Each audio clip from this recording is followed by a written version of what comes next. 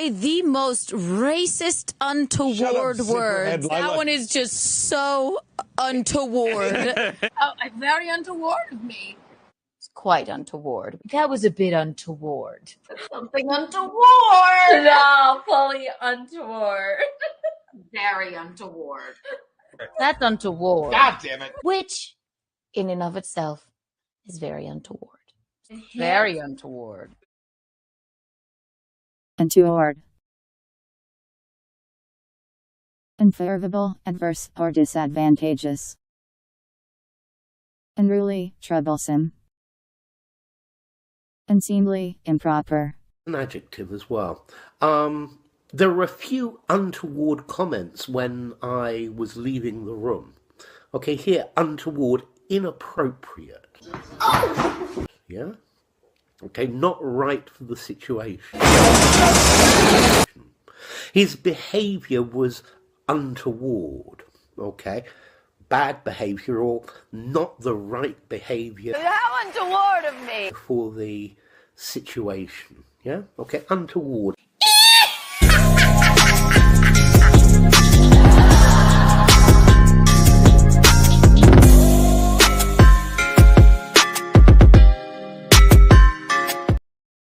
Ooh, hello, everyone.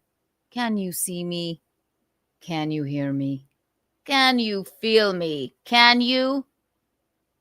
The blinking lights. Tell me now, or I'll start screaming. I think you can. I think you can. Hi, everyone. Welcome to Untoward Tuesday. I'm going to bring Michaeline in just in 1 second. You know Untoward Tuesday. When we put in that call-in number, you call on in with your most untoward story, and you too could win the coveted Untoward Award and even get on the Untoward board. We have a rabble-rousing episode for you tonight, just a rabble-rousing one. Hi, Araya. Hello, darling. Seen, heard, felt. It's Untoward Tuesday. Ooh, a good old-fashioned Untoward Tuesday. So buckle the fuck in. Grab a White Claw or whatever your beverage of choice is. Grab a cigarette or whatever your oral fixation is. And let's have some fun. Am I right? I am right. 1 million Kiki bucks for everyone right off the bat. Whee! White Claw break.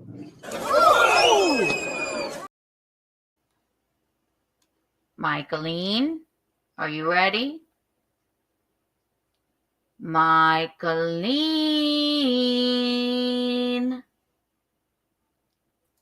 Michaeline.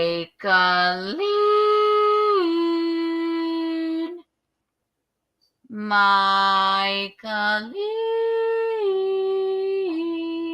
Michaeline.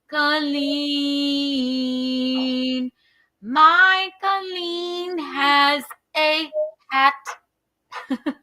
Well, hello, darling. That's great. Hello, my baby. Hello, my darling. Hello, my ragtime gal. That's great. What else should I sing? Now I'm going to sing more. All the leaves are, dance to this now. All the leaves are brown, and the sky is gray. And the sky is gray. Up in purple on a winter's day. On a winter's day. I'd be safe and warm if I wasn't away. If I wasn't LA. California, California, dreaming on such a winter's day. Walked into a church. She's going to make me go on. I kept along the way. Then I got down on my knees. I began to pray. I began to pray. You know the people at the time, knows I'm gonna stay. Knows I'm gonna stay. California, California, dreaming on such a winter's day. Hi, Mommy. Hi, y'all. The only other verse I know is I was about to go back through if you were ready to keep dancing. I was just about to go walked into a church because I don't know the rest. I don't know the rest of them. Passed along the way. It's Michaeline, everyone. Well, I got down on my knees. Got down on my knees. And I pretend to pray. You know the preacher likes the storms. Preacher likes the storms. I don't know those words. Hi, Mom. How are you? I'm good. How are you? That was fun. That was impromptu. I didn't mean to do that. I just I felt that I haven't been using my megaphone enough. I got a new one, a fan sent it. So I don't have a megaphone, and I've never been able to use my microphone, the silly one. We got to get that shit plugged in. Electronically, I know you keep saying that. I am electronically an imbecile. We'll do a FaceTime. It's actually quite easy. I'm a technological imbecile. Hey, so am I. I don't think that's true. But I can take a great video on the beach. No, that's good. It was good. What's happening? So we're here. We're happy for Untoward Tuesday. We have I don't know. We have so many things to cover, so many fun things. But first of all, before we get into it, fun stuff. Yes, indeed. Sorry, did you hear Gino sneeze? This is a bit of a cleaning out the food. I hate. You know what? You know what you did to me? You know what you did to me? What I've inherited? Yes, what I've inherited from you is a horrific sneeze. It's awful. What are you supposed to do? Okay, I hold them back in polite company. Okay, but when you're by yourself, you can't help it. Who doesn't sneeze like that? Mom, we were in. Who doesn't sneeze like that? Like we had a. Well, yours is even worse than mine. Oh, stop it! No, we were at. I will not take the blame for that. We had what is on my. Oh, good. It's just makeup, not poop. In case anybody was wondering, it's a new shirt, so it can't be. I wasn't changing Eugene's diaper or anything. Maybe not. I don't know. What in the hell? I just bought this. Nobody can see that. Don't show it to everybody. Nobody can see it. Well, I'd rather just get it out in the open than someone think, lest they think I just didn't notice it. But we were on the this goes back to sneezes. We were on the road this weekend. We had Friday show, Saturday show, Sunday show, all in Virginia, all fantastic. I have some funny stories about that. But on Friday to Sunday night, we stayed with a good fan, wonderful friend of ours, a fan turned friend, Bob Vanna Patrice. And we stayed with him and his lovely wife. And they made us like lunch before we went to the show, the on the Sunday night show, and they like grilled out for us, and like we were all sitting at this like lovely table in their like dining room, and then I have my polite sneeze. They're like, that was cute. And I was like, because I'm like like that's my polite sneeze. What are you supposed to do in polite company? You do that polite sneeze.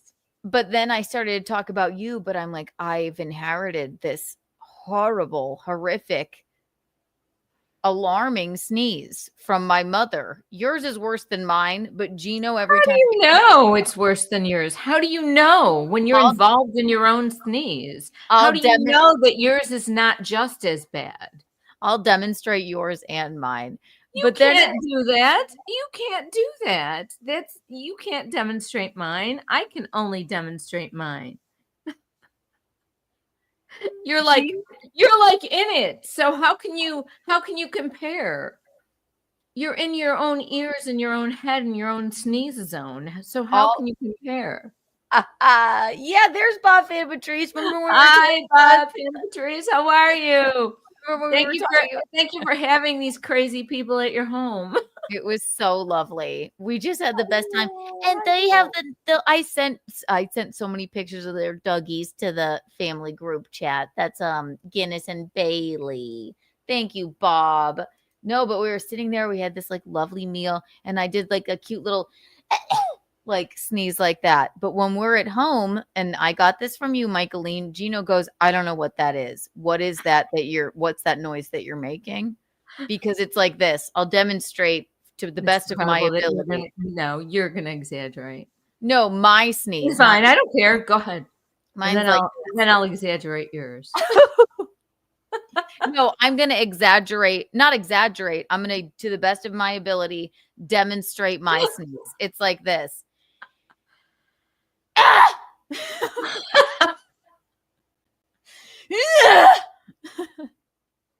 But I'm here at this lovely suburban home. We're eating grilled chicken. I can't. I have to go like this. And it's adorable. But yours, you can try and demonstrate mine. You can try and demonstrate yours. But I'll tell you what I think yours sounds like. Or what's your polite sneeze, Michaeline? My polite sneeze is sort of like,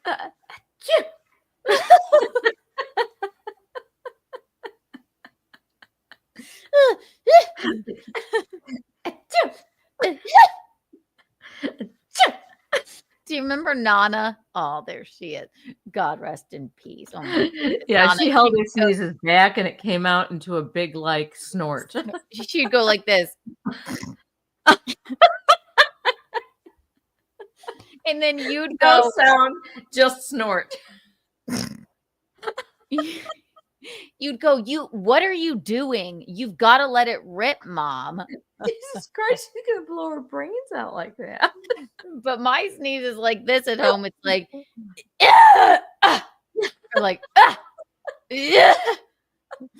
yours is even worse. You can try and demonstrate what you think it sounds like, and I'll tell you from my perspective. Okay. I don't know. Go ahead. You do it. Yours is like this. I have to take a deep breath. Yeah, I don't know how we got on this topic. It wasn't in the plan, but it was fun. Yours is like this. That's an exaggeration. That's a complete fucking exaggeration. No, it's not. Yes, No, it's not. No, it's not. How many of you think that's an exaggeration? Weigh in, please. It's not. One, if it's an exaggeration. Two, if not. And then one day I will be there and I will bug your home and find your sneeze. And I will play it for them.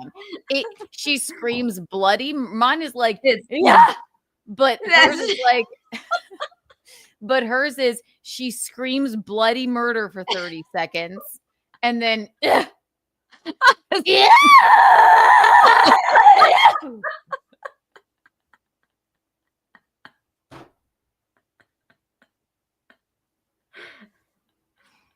It's true. It's not true. I go, I can't even do it. I can't even do it.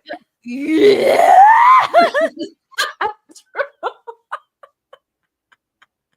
You do. It's 30 seconds of screaming and then that's it.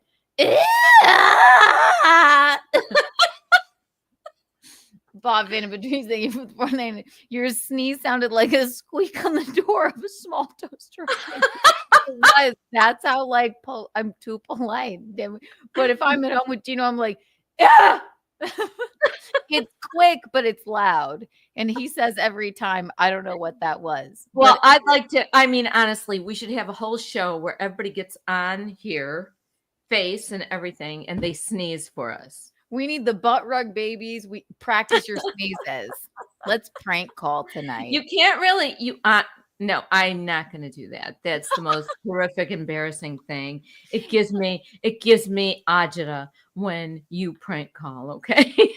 I'm going to call Roses right now. No, I have No, I have to take Tums because it gives me agita when you prank call. And I'm like, I just want to, I know nobody can see me. I just want to, who you're prank calling, but I just want to crawl into my That's own the point. cocoon and say, I did not raise you to do this. That's the point. That's the point. I'm gonna call Rosa's and be like, I'm gonna practice I have a new song. It's not even funny. It's so funny. I have a new plan. Actually, Butt Rug Babies, if you're here, unite listening. I'm gonna call Rosa's and I'm gonna say, I have a new solo album for you. And then the next and I'm gonna be like, can I practice my new song for you? It's only 30 seconds long. And then I'll go.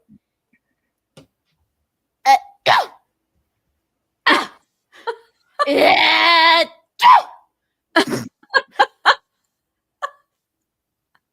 It's like that's some fucking like Yoko Ono shit. I think that would be really cool. You know, sneezing is just the weirdest fucking thing ever. Also, okay, it's you're the closest to death when you sneeze because your heart just stops when you do that. What? I thought it was like what? I thought it was who what? What? Your heart stops or skips a beat when you do that. Is it because I have Wolf Parkinson's white that I sneeze so much? No. Everybody heart skips a beat when you sneeze. Your heart just tenses up and it doesn't beat and you just sneeze it out. I thought it was supposed to be like it's the closest thing to orgasm. What? No, I'm gonna say what?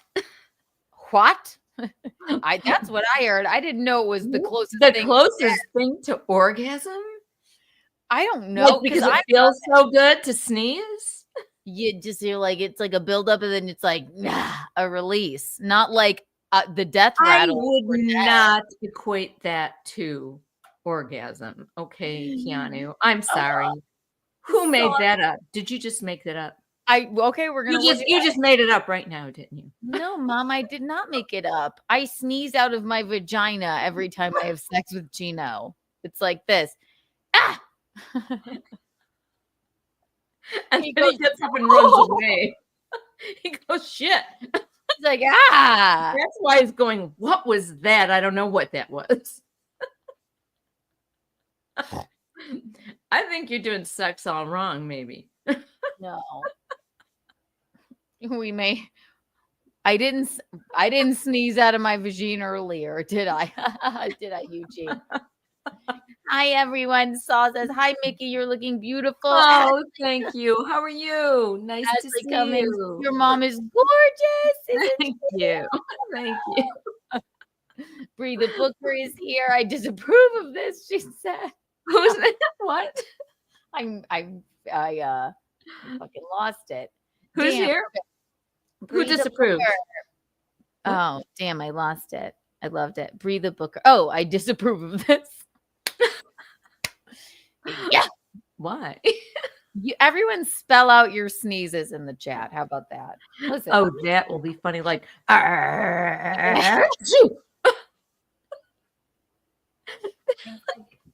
mine's like at home, in company, it's like this. At home, it's like this.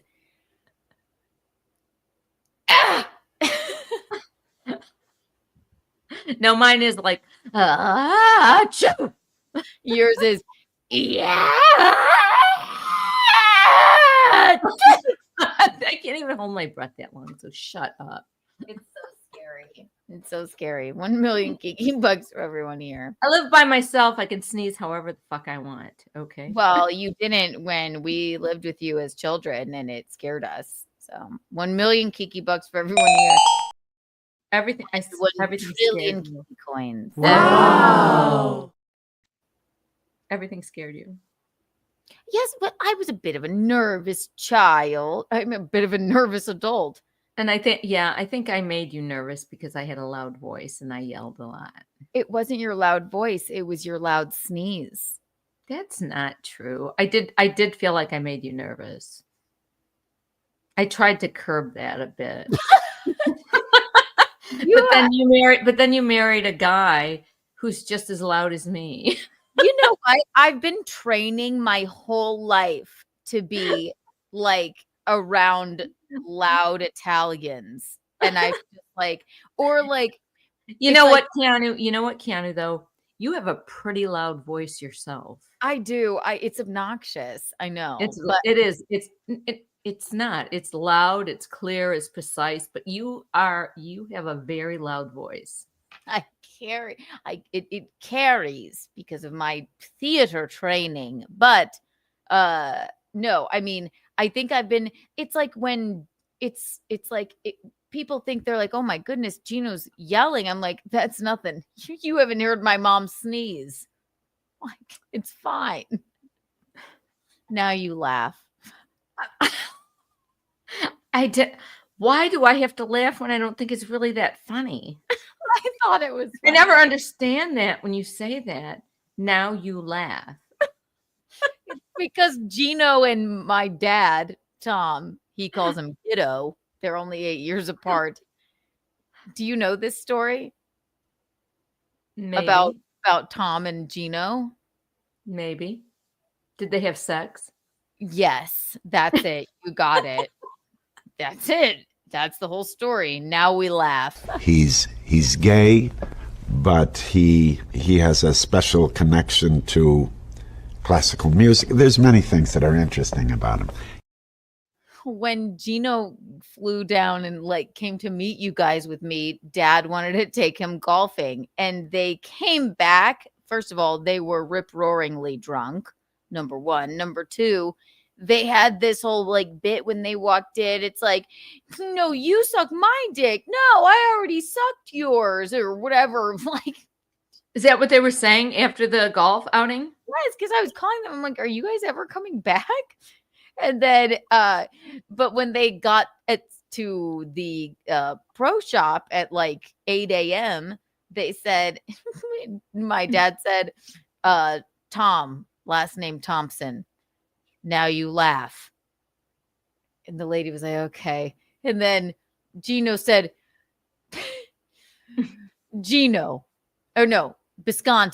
Biscontinson. Now you laugh. And she was like, get out. Just go play golf. Honestly, really, they're not that funny. Sometimes it's fun when it's funny to you. Ginoson, Biscontinson. Yeah, I know. They got a whole bromance going. That's great. Yeah, they have a bromance. They sure do. What's Dad's sneeze like? His is like mine. Yeah. His sneeze is like he lives his life. Quietly. It's like a quietly and with sarcasm. So you figure it out. Now you laugh. Now you laugh. And you live your life loudly and with vibration. With emphasis. You didn't make me nervous. Well, okay. Loud noises always made me nervous, right? So, and you have a loud, booming voice, and I am a nervous person. So do you. You have a loud, booming voice, Keanu. In my adulthood, mine is not. Honestly, mine's not. I have to raise my voice to make it loud. You just speak really loud. It's thank God for my theater training. It's the international phonetic alphabet. No, it's not. It's but no, my laugh is loud. What would Rocco say? I would be getting into like my brother's Rocco. I couldn't stop giggling. I could never stop giggling. You can't ever stop giggling. It almost sounds fake, but it's not. It's crazy giggling. Even your kindergarten teacher, they would do this on your head so you would giggle. I know. It was a bit. It was a bit. Yeah, even my kindergarten teachers had bits with me, like when they swept me off in the Keanu. Okay, laugh. Was it a bit when she tried to pull my tooth every day? Maybe I was laughing just to survive. Please don't pull my tooth again. Your whole life has been a bit. It's just a bit. I'm just trying to get through it with some laughter.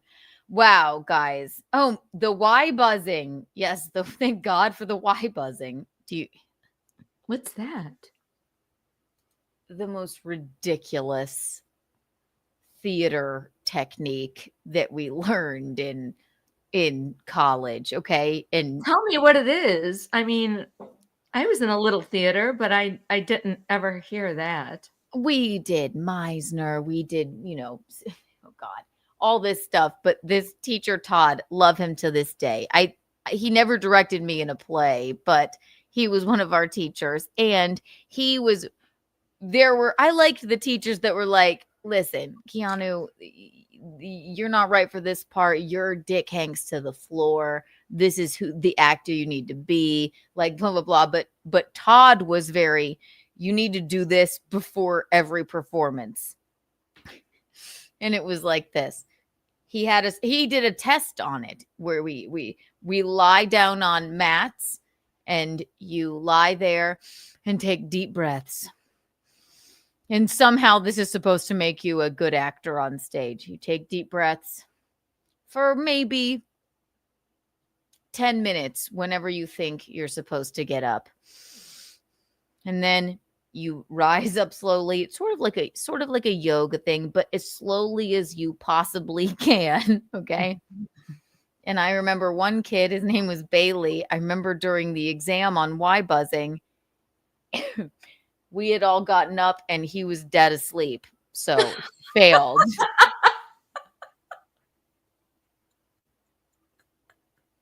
He failed. So then you get up as slowly as you possibly can. And you start humming.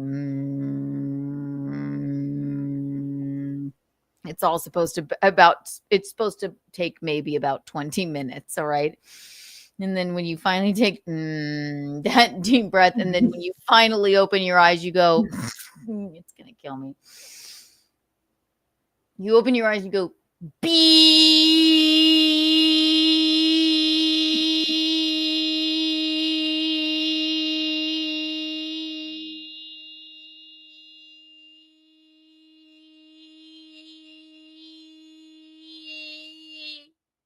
And does it go away and come back like an echo like that? You can take another.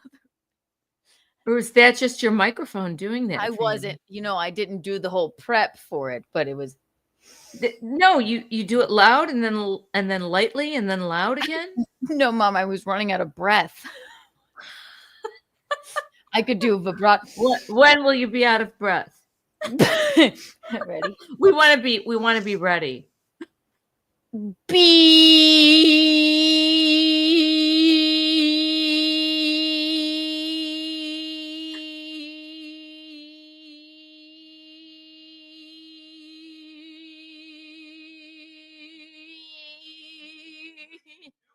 When it gets lower like that, does that mean you're out of breath? Keanu, I don't understand. When you get lower like that, does that mean you're out of breath? You're just supposed to hold it as long as you can. You went away like an echo and then came back both times. You started out strong, it went away, and then it came back both times. It was weird. It was an out of body experience. I don't know. I think it's your microphone. I don't know. Can I try it? Can I try it? Gino just shouted, "What the fuck are you doing?" So I just have to yell out like with a long syllable of B like that. Well, at least lie on the ground. You want me to lie on the ground first? Take 2 deep breaths and then get up slowly as if you're. Okay, do you want me to do that right here, right now? Yeah. Okay, I'll be right back. All right. Okay. For our listeners, I am lying on the ground. And what do you want me to do now? 2 long, deep breaths. We'll do an an easy version. Mouth open or mouth closed? Deep breath. In through your nose, out through your mouth. 1, in through your nose, out through your mouth. Now, as if you are being awakened. Should I do a couple more of those though? You can, sure. Okay, say more. In through your nose, out through your mouth. Now begin to rise. Sit up position, go towards your feet. Oh, there you go. Yes. Now, take another deep breath. Oh, there you go. Okay. Now, no. Now you've done. No, wait. You haven't bead yet. Okay. It was an abridged version. Now, deepest breath you can. I'm gonna annoy Dino.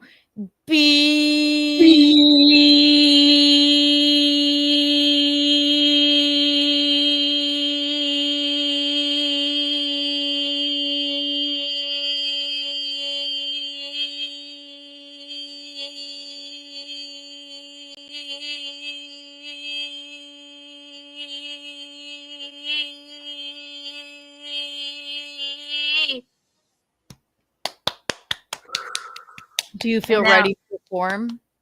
Do I feel ready to perform? Now do a sonnet.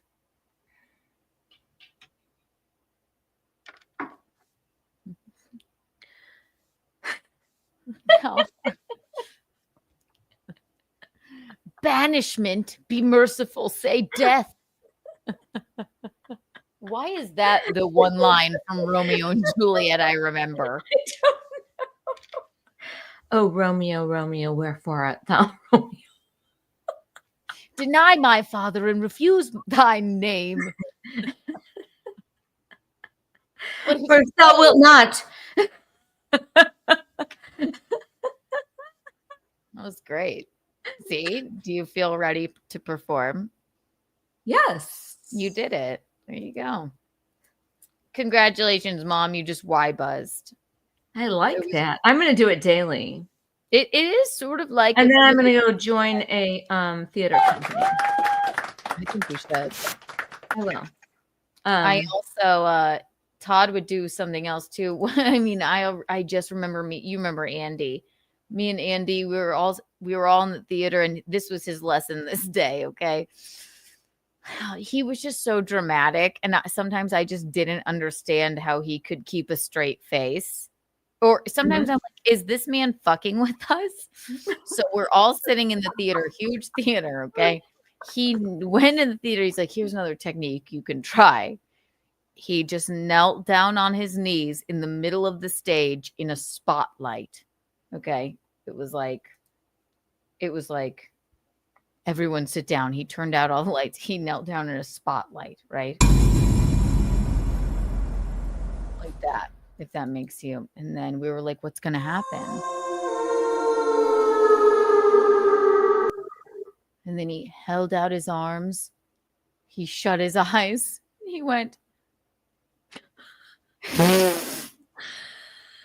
He did that weird snorting. Nope. I can't get through it. This is why I thought he was fucking with us. He went, hey, hey, hey. I love it. What is this for? And then, Mom, it went on for 20 minutes.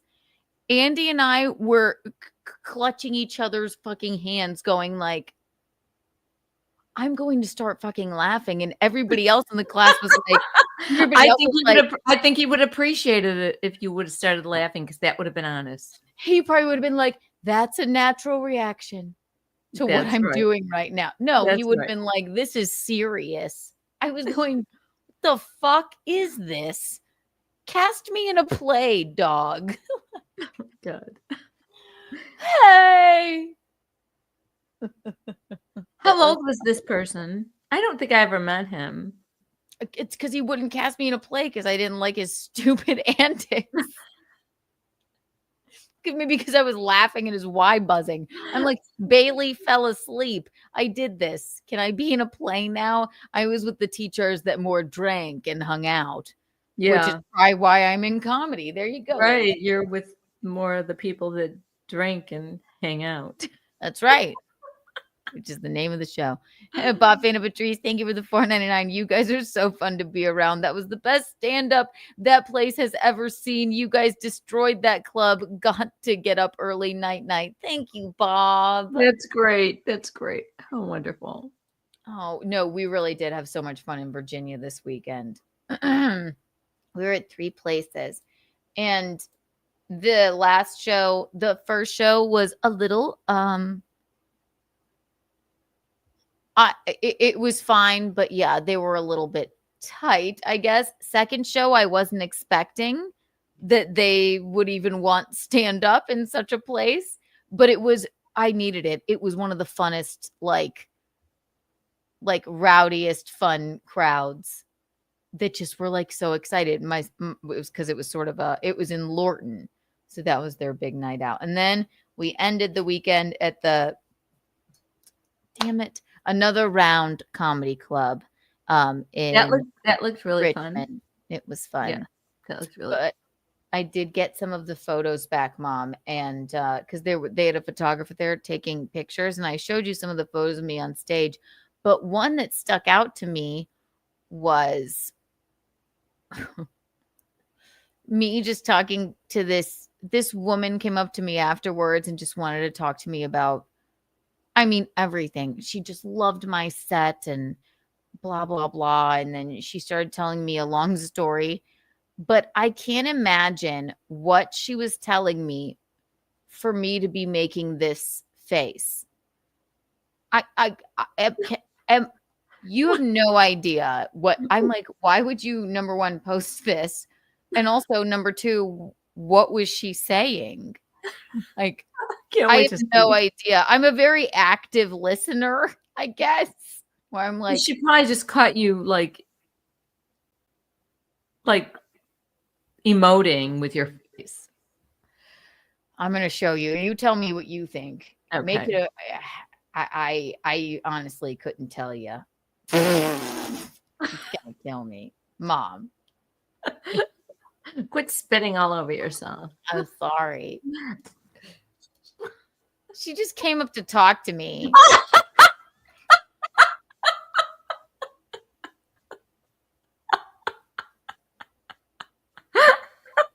I do remember that she was telling me like a horrific story about our like. You're just emoting with your face, Keanu. The camera caught you in mid whatever emote. Yeah, but I am like, I think she was trying to tell me like, you help me because my kids won't hang out with me anymore. You're going, oh no.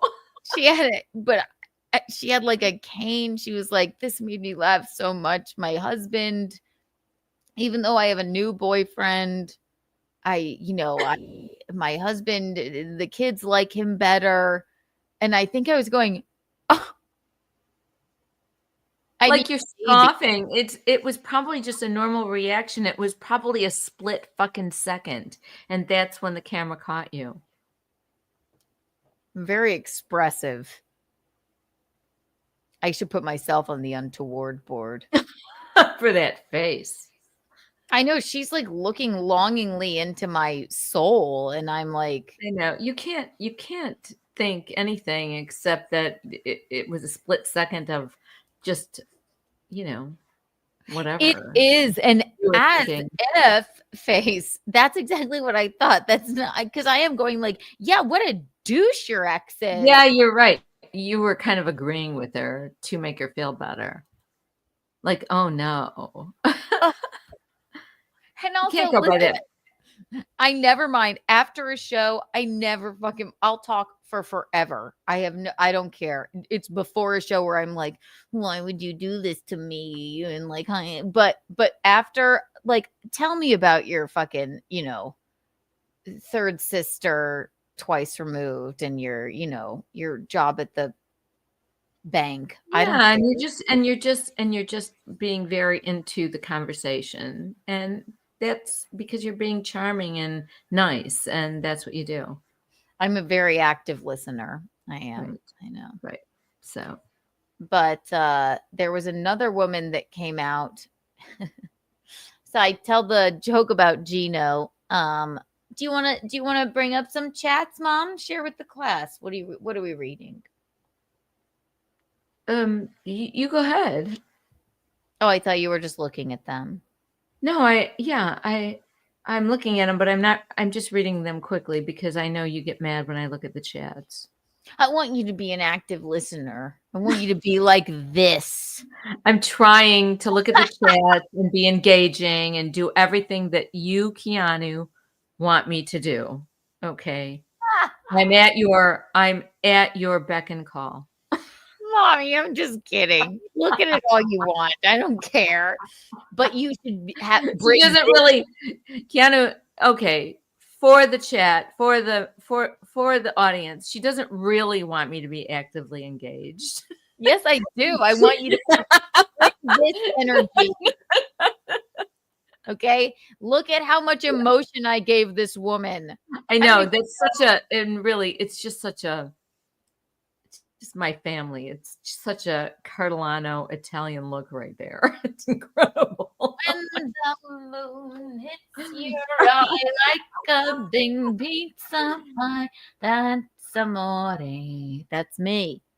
Oh, Kia, you look very Italian there. Yeah. Anyway, that's the no. Now, do you think you could give me some more pasta? Oh, the gavadil. Come at the gavadils. But for some reason, in our Italian family, it's the Cardellanos and the war on garlic. So I don't have a war on garlic, Keanu. I just don't want to feel bad. And I have been using more garlic and more onion now for a little bit more flavor, but a little goes a long way. And I'm sorry that you keep saying that mean shit about the Cardellanos and the war on garlic. It's bullshit. I don't like that much garlic either. However, not every Italian smells like salami, okay? Do people say that? Who has ever said that? When did that happen? Well, obviously, it's never happened to me. I refuse to eat salami. Okay. Swear to God, my favorite fucking Sarah Silverman joke maybe ever. Okay? It's about salami. Nope. It has to do with the way a certain group of people smells. So I feel like it's relevant here. I think it might have been the first Italians. Is she talking? No, I'm going to tell it to you from the way I remember it. It was from Jesus's Magic, which I think it's the first stand-up set I maybe ever stand up. I feel like I've seen Jesus's Magic. I feel like I've seen that. I know I have. It's so fucking hilarious. She said, I had this Mexican lady come up to me and she was like, hey, guess what? I'm a Mexican woman and I don't stink. And she was like, and I felt so bad. This is not a good Sarah Silverman impression. It's just how I remember it. I felt so terrible, because I had to explain to her, you can't smell yourself, which is horrible. No. I think Sarah Silverman was more of a high-pitched kind of. You are too caught up on my accent. Yeah, yeah. I know, but I know Sarah Silverman was just really wry and funny. Okay. And I felt so terrible. I had to explain to her, you can't smell yourself. I just thought that was fucking brilliant and offensive. It's kind of brilliant and offensive. She was funny. I mean, funny. I don't think she would be. I think people would be like, "Oh no," to Sarah Silverman now. No, I think she does more podcasting now, and I think she's quite political. But actually, maybe I did see something with a new stand-up special from her. But anyway, always loved her, and when you remember a joke like that, it must mean it's a good joke. So yeah, bring this energy when you're listening to a story of mine. Thanks, Mom. See. you you look like a real Italian girl there. I was an active listener with a bit of scowl on your face. I heard ex-husband, kids, divorce, and she had a cane, and I was like, no way. I couldn't tell you what she said, but she was lovely. Citizen M, thank you. You never met Slam Peace. You're a dishonest person. Oh, no, we did. Whatever. Thank you for the $2. Who's Slam Peace?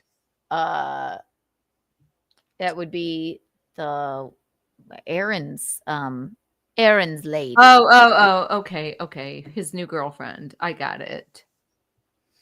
Yeah, I mean, what she came over for an hour or something. What is that? Was that? Thank you for the $2, but I mean, why would I lie about such a thing?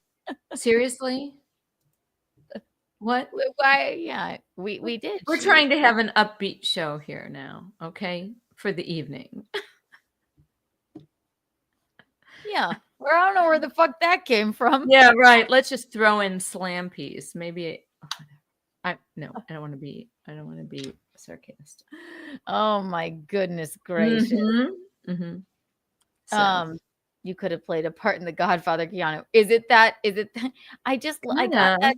You're like Lorraine Bracco, sort of. I got this stupid, like. You're just really Italian. You're just really Italian looking there.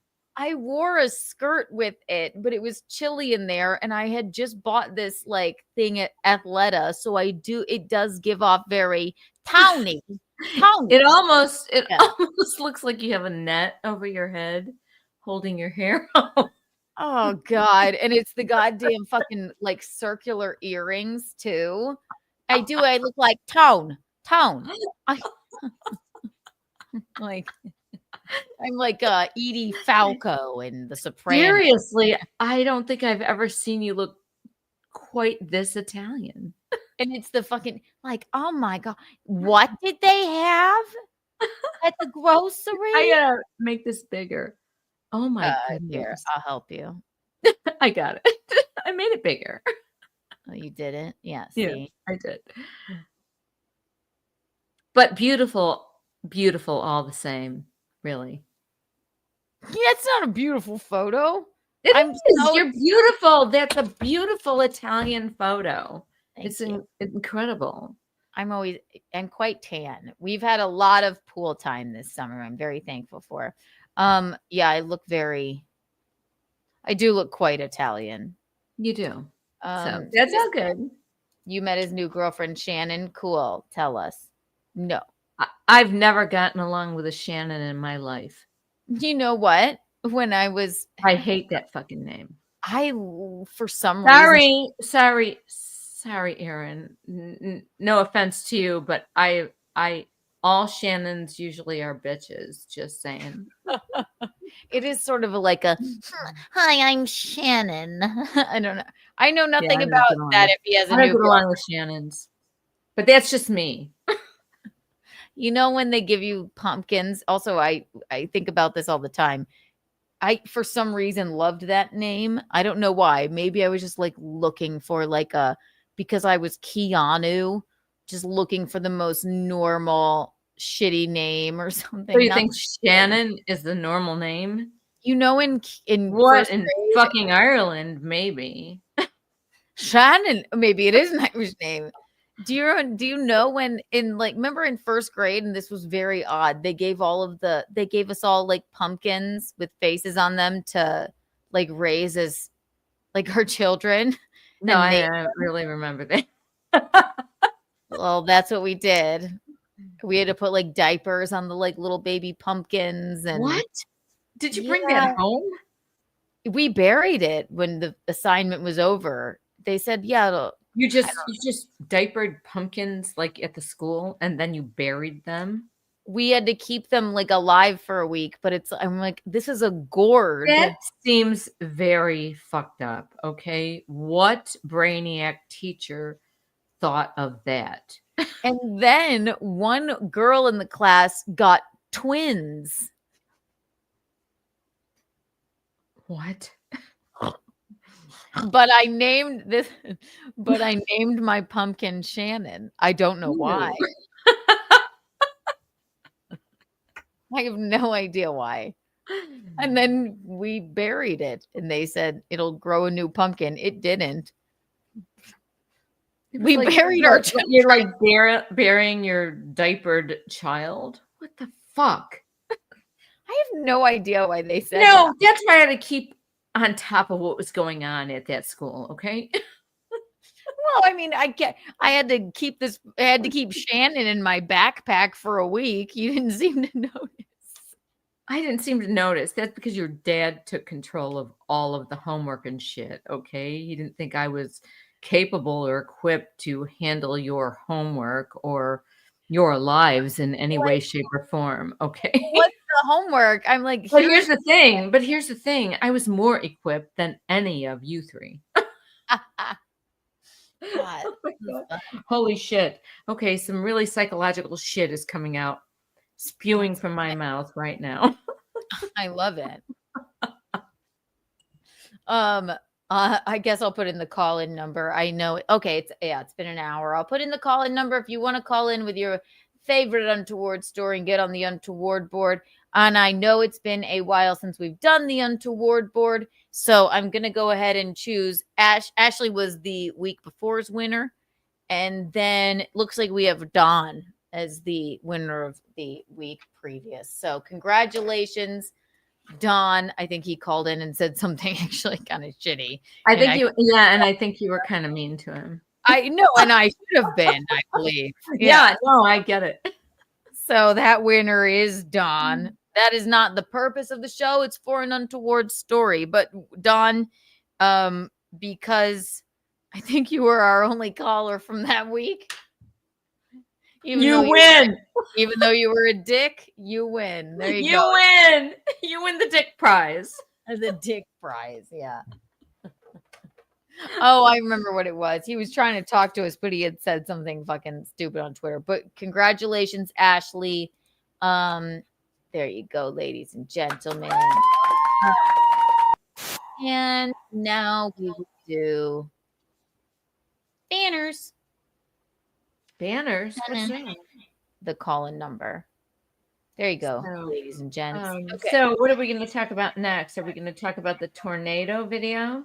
Yeah, we have to. And of course, Sarah Jessica Parker.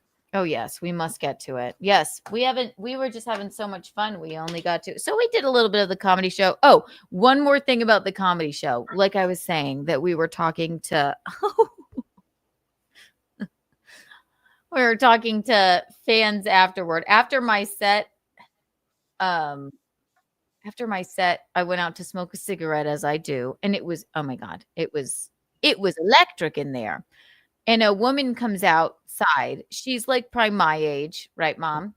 Mm-hmm. And she sits down. She's like, do you mind if she's like, I just want to tell you, I related so much to your set as I have an elderly boyfriend as well. I said, well, he's my husband. I don't typically, unless I'm on stage, I don't call him elderly. And I'm like, sex is better, right? She's like, yes, girl. She's like, oh my God, thank you so much. I was just texting my boyfriend about it. And you were so funny and so great. And he's actually on his way. She had 4 kids though. She was like 34 or something. She had like 4 kids. And I was like, oh my gosh, well, I'm excited she's divorced, but now she has an older boyfriend. And I was like, he's on his way. Mom, he walked up because, Gino is like a handsome 56-year-old. Not that this man wasn't handsome. But he wasn't handsome. You don't have to say it. I'll say it. I did go, oh, Nice to meet you. Are you the elderly boyfriend? I think I did say that. I'm like, you're such a good looking couple. Oh no. And he was like, he was. Was she good looking? Yes. It was actually sort of shocking. He looked like maybe you needed penguin. to know. The penguin. I don't know. Maybe you needed to know his personality. He seemed sometimes very the nice. personality like takes over, and then they seem attractive. I guess, you know what? I guess people would probably say that.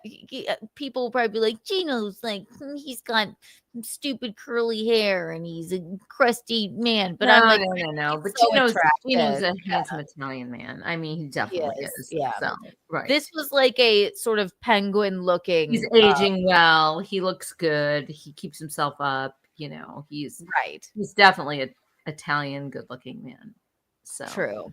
But then, yeah, this guy walked up and I went, and please, to the crowd, to the fans, I'm not coming on to Gino by calling him a handsome Italian man. Okay, I'm just stating a fact.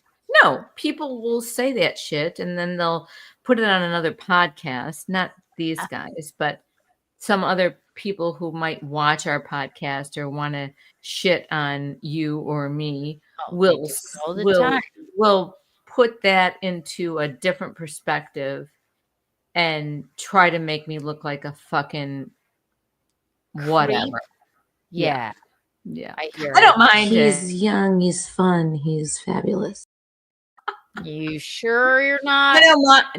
I don't mind them trying to make me feel bad, but I don't mind at all. Fuck you guys, really. He is young, fun, and fabulous. Look he at is. He's gay, but he has a special connection to classical music. There's many things that are interesting about him. It was just funny when she like connected with me so much. She like missed half a Gino set talking to me, and then her new boyfriend walked up, and they were 18 years apart, and I went, oh, he is so cute. What are you gonna do? You know, he better have some money. It was cute though. He's probably got a great personality, and sometimes that does not translate if you don't know him well. So. It was just funny. And then they sat and they were very cute in the audience and watched Eugene. Right. I just thought that you would like that. So, Michaeline, speaking of people that shit on us, I'm sorry that everybody was in an uproar that I thought that the weather was eerie in Minnesota and there was a rainbow. I don't think when I see a rainbow, I don't necessarily go, oh my God, there's a tornado afoot. But if you look at the video, also, if I thought there was actually a tornado afoot, I would be in the first ditch. I don't know. Yeah, I would just start digging a hole. But they, like you said, they take this seriously. So I guess where this all started was I had seen a documentary on tornadoes. And then you made me and Jean, and I haven't finished it yet, but I had to rip myself away from the goddamn thing today. Unfucking believable. And okay, let me just preface this with, please. When Rocco was 9 months old, I was 35, so 36, and I had some episode where I felt like a tornado was just like coming for us down the street. Okay. And also, when your teacher asked you in kindergarten?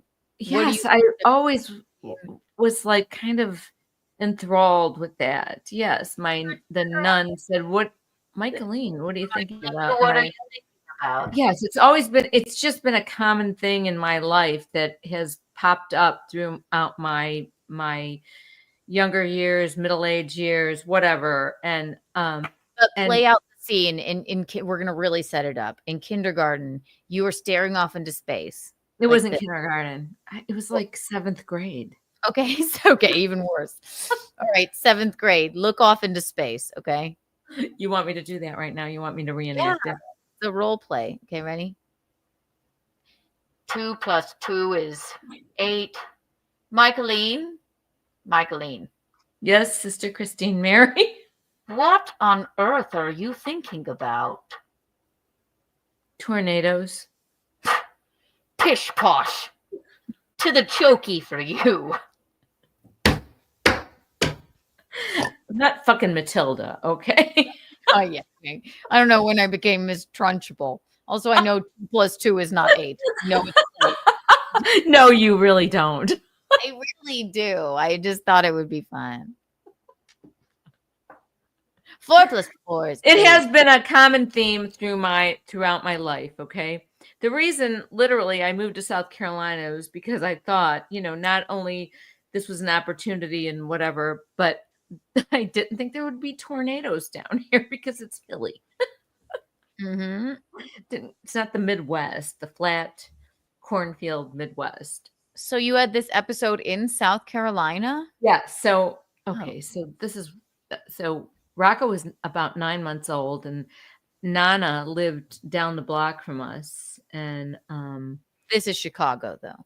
Yeah, yes. And suburb Chicago. And it was just a time when, we didn't have visual videos of everything going on, but now they were starting to happen. That even on the news programs, you could see tornadoes. And there were many, many crazy tornadoes all the way through my life that I knew happened, but I wasn't so aware of them. Now you're seeing video footage of them. And it was a really warm, it was a really warm, windy evening. And I lived, I'm going to say a block and a half away from Nana. And I took Rocco and in the stroller and I walked him down to Nana's house, her condo. And our condo was one up. Ours was a loft condo who was in the center, the same kind of condo complex and on a street. And, so I went up into Nana's condo and we were just hanging out, and Rocco was 9 months old and whatever. And oh my God, we'd seen footage of that week and whatever. And,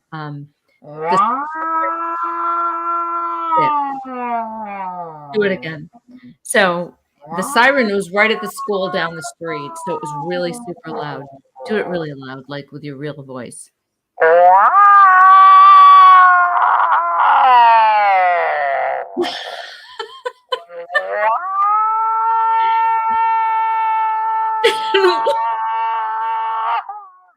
And while this is happening, that was pretty good. And while this is happening, your dad calls from our place to Nana's place and goes, "Get in the hallway of that building." What? I'd be traumatized. Oh my God. I am insane now, okay? I'm like, holy fuck, here it comes. Nana and me and baby Rocco run down to the first floor because she's on the second. And we get into a laundry room of a young girl's condo down there. And we're all on the floor in the laundry room. I'm literally... A condo, yes, in the laundry room, but it's all enclosed. So we're on the less floor, not the top floor. And I'm fucking laying on my poor child, okay, to protect him. I'm thinking we're dead. That's it. We're dead. Meanwhile, you're laying on Rocco.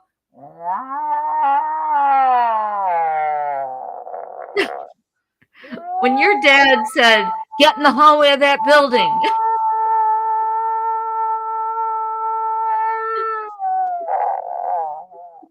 Oh, shit. Gino's going. Okay, so this is no fucking joke. And honestly, I'm making a joke of it now. But I was ill for the rest of the summer. I was ill. I was terrified. of fucking tornadoes. I can't even tell you how every single time there was inclement weather that I was a mental case. That's Okay. maybe where I inherited it from because, well, I wasn't really scared, but I No, always that I don't it. know, something about that siren and your dad saying, "Get in the hallway of that building," it destroyed me, okay? Where was he? And At the fireworks plant? no, he was at our condo, the loft condo. And the man was working the man was working nights, and I was in the loft condo. I mean, we're on the top floor with a loft. I mean, we're the first to go on the third Yeah, floor. they'll blow you away. And I'm there with my little baby at 9 months old, you know, and he's working nights and I'm working days. I distinctly remember Denise coming over, your godmother, my best friend, Denise. Yeah. No, who I I'm know. going to visit for her 70th birthday this week in Chicago. I distinctly remember her staying overnight with me and sleeping in the bed with me because I was terrified. It was horrible, Keanu. I can't even tell you how horrible it was. Well, thankfully, we moved to South Carolina where there are hurricanes. Yes. Well, we moved to South Carolina, and then I heard that siren one afternoon, and I went out into the yard, and Deb Reeves was out there, and I went, "What the hell is this?" Okay, now we're in South Carolina. Tornado thing, and I'm like, you're in my arms. And we are running to Deb's house. It's raining and the siren's going. And I'm going, "Run, Rocco, run." No, when something traumatizes you like that. And it traumatized me for a really long time. But I get it.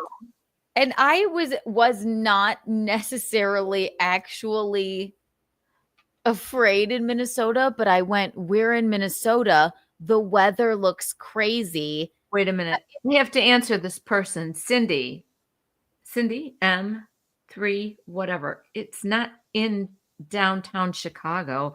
It's in the suburbs, in the Midwest, in the rural areas. That's where the tornadoes hit.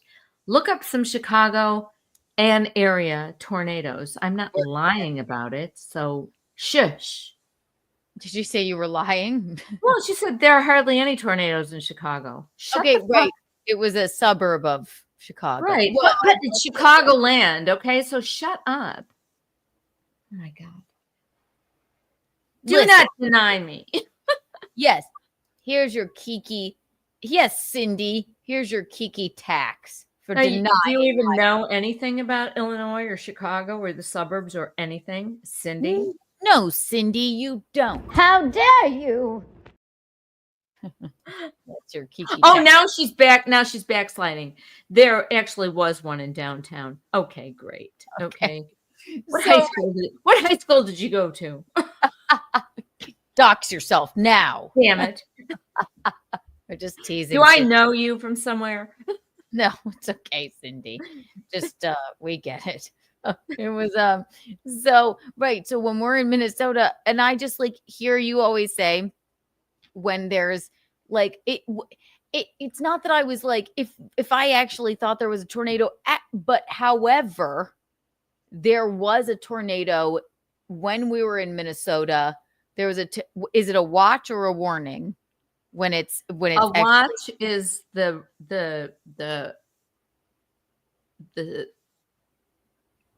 they're watching for it. The things are ripe for a tornado. The circumstances are like ripe for a tornado. But that's a watch. A warning is when they actually see one. But I think they've loosened up on that shit because everybody thinks they see a tornado here all the time.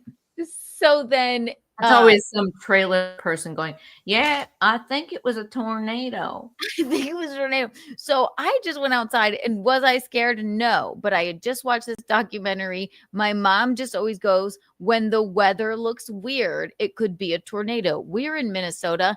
And I would like to tell all of you that there was a tornado warning in the next town over. Rack me.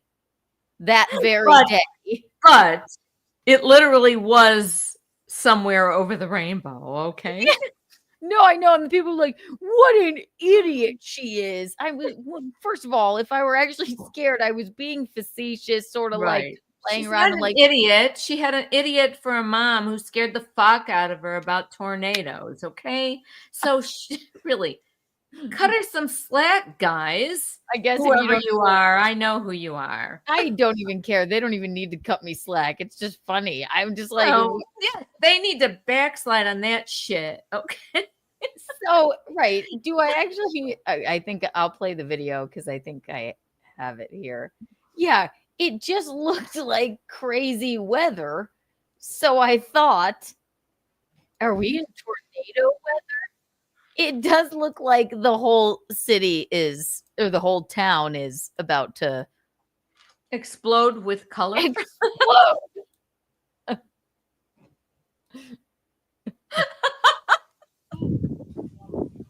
This is crazy. Listen. Oh my God. It's orange. And it was windy. It's fucking beautiful, really. It was. That's why Aaron went, yeah, the Biscottis wanted to go outside and watch the weather. I'm like, are you sure it's not a tornado isn't going to touch down? But guess what? They had a watch in the town over. Oh my God. And then they're all tagging me in these things, Mom, because I went, it looks like it's going to be a tornado here because it was a rainbow and it was just a very odd sort of way. I just think you were thinking of you were just associating things like the Wizard of Oz, a rainbow. There was a tornado. The witch had the house fall on her. Tornado for sure. Well, okay. Also, yeah, I go. It was a tornado. The house fell on the witch. Then there was a rainbow. It was, somewhere over the rainbow. It was all intertwined with the Wizard of Oz. And I get how you were thinking that way. And also, I wasn't actually scared. I just thought it would be funny to blame Aaron if a tornado did come through and we had to survive it. Like, thanks for bringing us here, Aaron, with your stupid tornadoes. And do you have a basement? Do you? Well, yes. Keanu, you and me and Rocco and my cousin Michelle and her kids and a few other various people were at a pool in Orland Park. Okay. We all go home because there's lightning, there's thunder. We all go home. Michelle doesn't go home. She walks around, I don't know, Target. Okay, with her kids. Okay. We get in our house. Okay. You're little, Rocco's a little bit bigger. My sister-in-law calls me and goes, there was a tornado sighted in Joliet. I got my little boom box. I'm really old. I got my little boom box to hear the weather report. Okay. I drag you and Rocco down to our basement. I lay out a towel. And I tell Rocco, sit here with Keanu and hold on to her. And I'm like, this is all, maybe you don't remember it, but psychologically, it damaged your brain. No, I don't remember anything about living in Illinois. Nothing at all. Just thought you guys were sitting on that. You were sitting on that little blanket. Okay, Rocco's just sitting there holding on to you, and I'm monitoring the clouds and the weather. Like, I need to. You're like. Have your dad on one night, okay, and he can tell you his stories about growing up in Bridgeview and Oak Lawn and having a tornado in the middle of the fucking city that destroyed the fucking high school, okay? It destroyed Dad's high school, even? Not his high school, but Oak Lawn High School. Yes, it destroyed it. Well, just saying. You know what? Could happen anywhere. Funny. Maybe he's told me about that. I don't even know. I'm sure he has. They were home by themselves. Their mom and dad were working at the bank or wherever. Him and Karen were in the fucking pantry hiding out. And it did fucking come straight down a city boulevard, like an intersection. And look at that. My mother was in that Oaklawn tornado.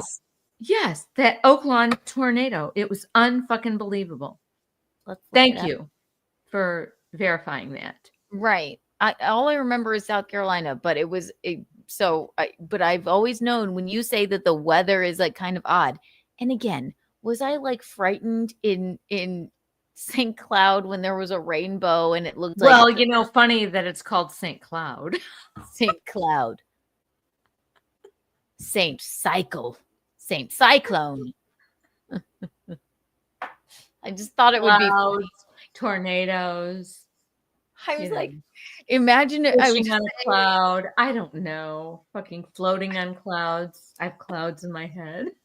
It was just saying to like Aaron and Gino, like, wouldn't it be funny? We all have to go into Aaron's basement is where his studio is.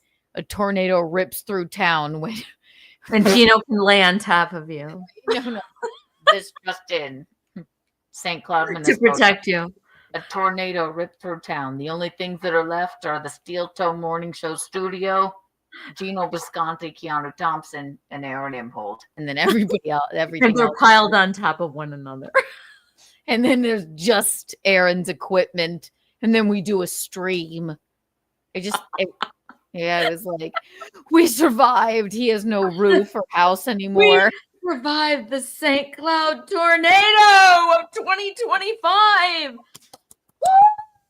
All of his lovely neighbors that come over all the time are dead and gone. They were swept away.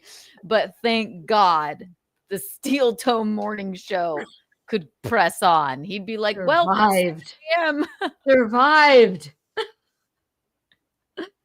Speaking of tornadoes, let's move on to the newest crime video out there, which will terrify the shit out of all of you. Please. Before we get to that, okay, so so Gino and I got through about like right before this, I was watching it. There was about 20, I think we watched about 20 minutes of it. You do not want to rip yourself away from it. It's called In the Eye of the Storm. Isn't it? I watched that whole first episode, so you can't rip yourself away from it, and it only gets worse and worse and worse. I never saw anything like it. I can't wait to start watching it again. But I have the preview and we'll look up some other things from it. But also, even before that, there has been some weird fucking earth things going on today. Mom, I was laying in bed today. Gino had yes, I was laying in bed. I was watching a reality show. It might have been 10 a.m. or something. Gino had left for a podcast. He was doing Fred Rubino, and they do a podcast on Tuesdays in Long Island. I felt a shudder, Mom. I get up because I immediately think the sky is falling. I'm running around going, God, is the building going to collapse? Is this a sinkhole? And then I went, I'm nuts. I must be fucking nuts. But Gino, when he came home, he said, did you feel a little earthquake here today? Oh. It was, Mom. It was an earthquake. I could have been killed. Kind of fucking funny, isn't it? I was watching Vanderpump Rules in the bed. I was like, it was like this. It was like, and then I'm like, it moved a little. Yes, but it really wasn't that. Nothing fell off the walls or anything. But it was a movement. Yes, I thought as a plane hit our apartment building. It was kind of a. I was in Acapulco one time. This is the only time I ever felt something like that. We were in the pool, and it was like the whole pool was like, and it was a earthquake. It was weird. I remember in college too. I was in not Todd's class. Hey, it wasn't that class, but we were in this like it's a that We should do caused that before every show. Okay, go. yeah, let's Sorry. buzz. It caused the earthquake. But we were in class and like I just remember swaying like this. It was sort of a taller building. Mhm. What the fuck was that? A little tectonic plate? Yeah, moving. Charleston is on a fault line, I'm pretty sure. Mhm. So it's pretty Yeah. crazy. Yeah. Wild. I think I've felt 3 in my life.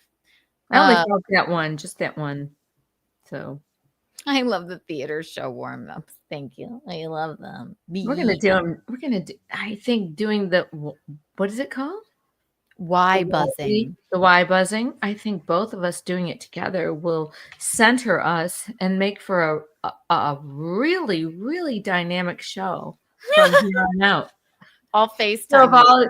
So if y'all want to join us in that when you're going to watch the show, we can all together maybe do that and then maybe cause a small earthquake. Absolutely. It'll be the Untoward Tuesday pre-show. It'll be 20 minutes of why buzzing, and hopefully and we'll try to we'll get here fall 20 asleep. minutes early. Okay. That might make us be early or Absolutely. on time. We'll be early. It'll be Absolutely. hilarious. Okay. We're going to call the Why Buzz show. It's going to be hilarious. People will be I think like, we definitely have to do it. can you imagine what these clowns would say? What are these fucking idiots doing? But I love it. I love that too. No. I love it. We're going to do that. Yes. Say yes, Keanu. We're going to do that. Yes. Yes, with an We're gonna S. start. We're gonna open up the show. You're gonna do our whole opening. We're gonna both be laying on the floor. I know. Breathing in, breathing out, breathing in, breathing out for maybe just maybe 30 seconds or whatever. It could be an abbreviated amount of time. If we're gonna do it, Mom, we're gonna do it right. This is okay. This is a 20-minute activity. Okay, so do you get kind of I think from breathing in and breathing out like that, you get a head buzz anyway. It's like yoga, sort of. Yes. Like what? Sort of like yoga, like your ujjayi breathing. Yeah. So I think we should do that. We should start that. And I think all of our followers or all of our people who are fans who want to watch the show and be part of the show could do that also. Like for the next Untoward Tuesday, let's plan on it. Let's do it. And I will guide us through it. And then we can all lay on the floor. We can all be present here. You guys can be present doing your thing. We'll be present doing our thing. And then we'll all get up. And then we'll do the why buzz. Yeah. And then, oh my God. And then we will have a hell of a good time. No, we will. And then everyone will. So pick out your prepared monologue. And Mom, I'm excited. Doesn't have to be Shakespeare. Pick out no. I know Romeo and Juliet Inside Out. I definitely do, but no, it doesn't have to be that. It could be like some, what do you call those poems? Haikus? A sonnet? A sonnet, a haiku. A haiku, right?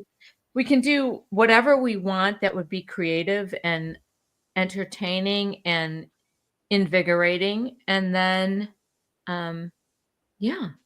I think that's great. Here's my haiku. Michaeline is cute.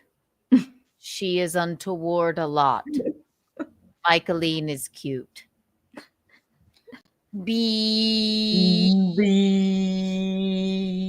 don't know if that was the right amount of syllables. I don't understand haikus, but you'll have to explain them to me. Okay? 575. I'm not a poet, but Michaeline is cute. I don't know what 5. She is 7. Like, is it syllables? 5 syllables, 7 syllables, 5 syllables. Okay, we'll start working on those haikus like this week. Yes, Untoward Tuesday. Yes. Okay, I'm gonna write one right now. Untoward Tuesday.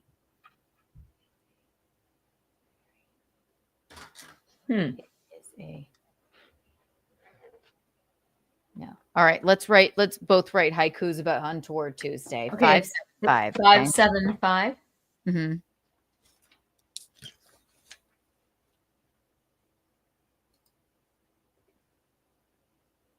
I like when we get off track. Yeah, I do too. Okay, 575. Yeah.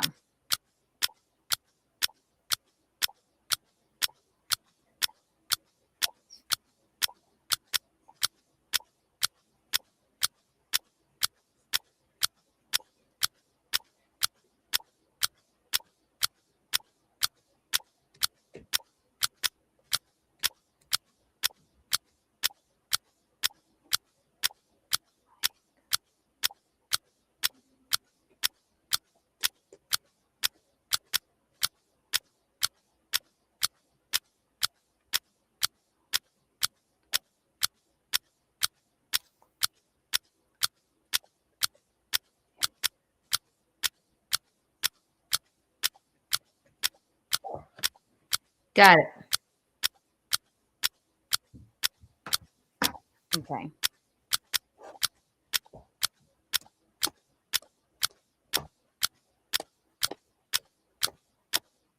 Okay.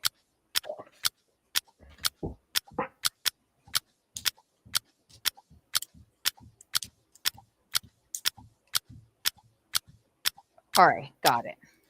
You first. Okay, this is my haiku. Haiku happiness. Be there, be square indeed. Haiku, love you all. Oh, so haiku was a part of the haiku. This is my haiku. Is that okay? I love it. I didn't expect to have it. Well, since this is something kind of new to me, I might be kind of a novice at it. So here's my haiku.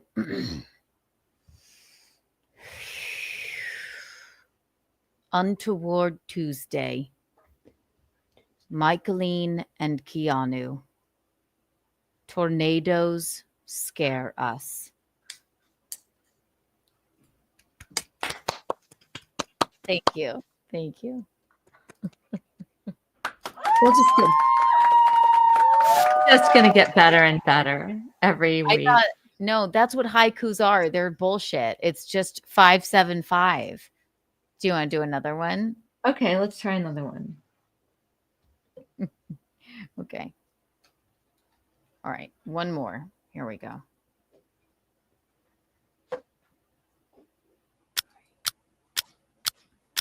What's the theme?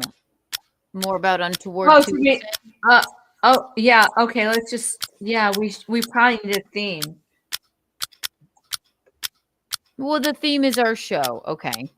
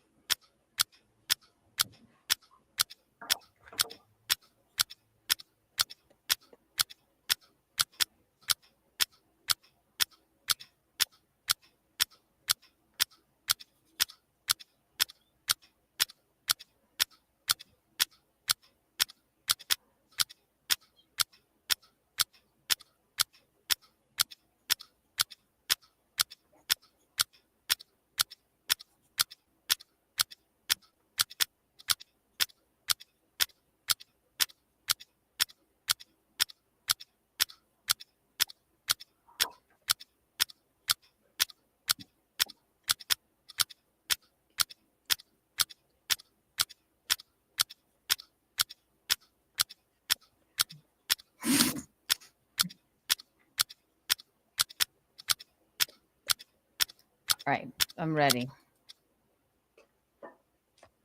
Okay, you go. Okay. Want me to go? You go. I'll go. This one's called My Mother. It's a haiku. Mickey, you're so fine. You're so fine, you blow my mind. Hey, Mickey. Hey, hey. Thank you. Thank you.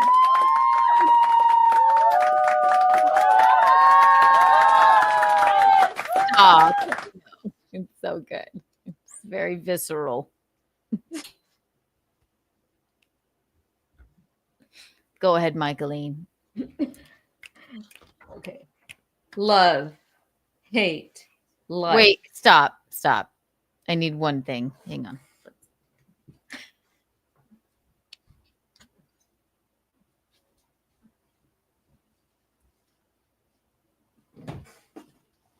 Go ahead. What's the title?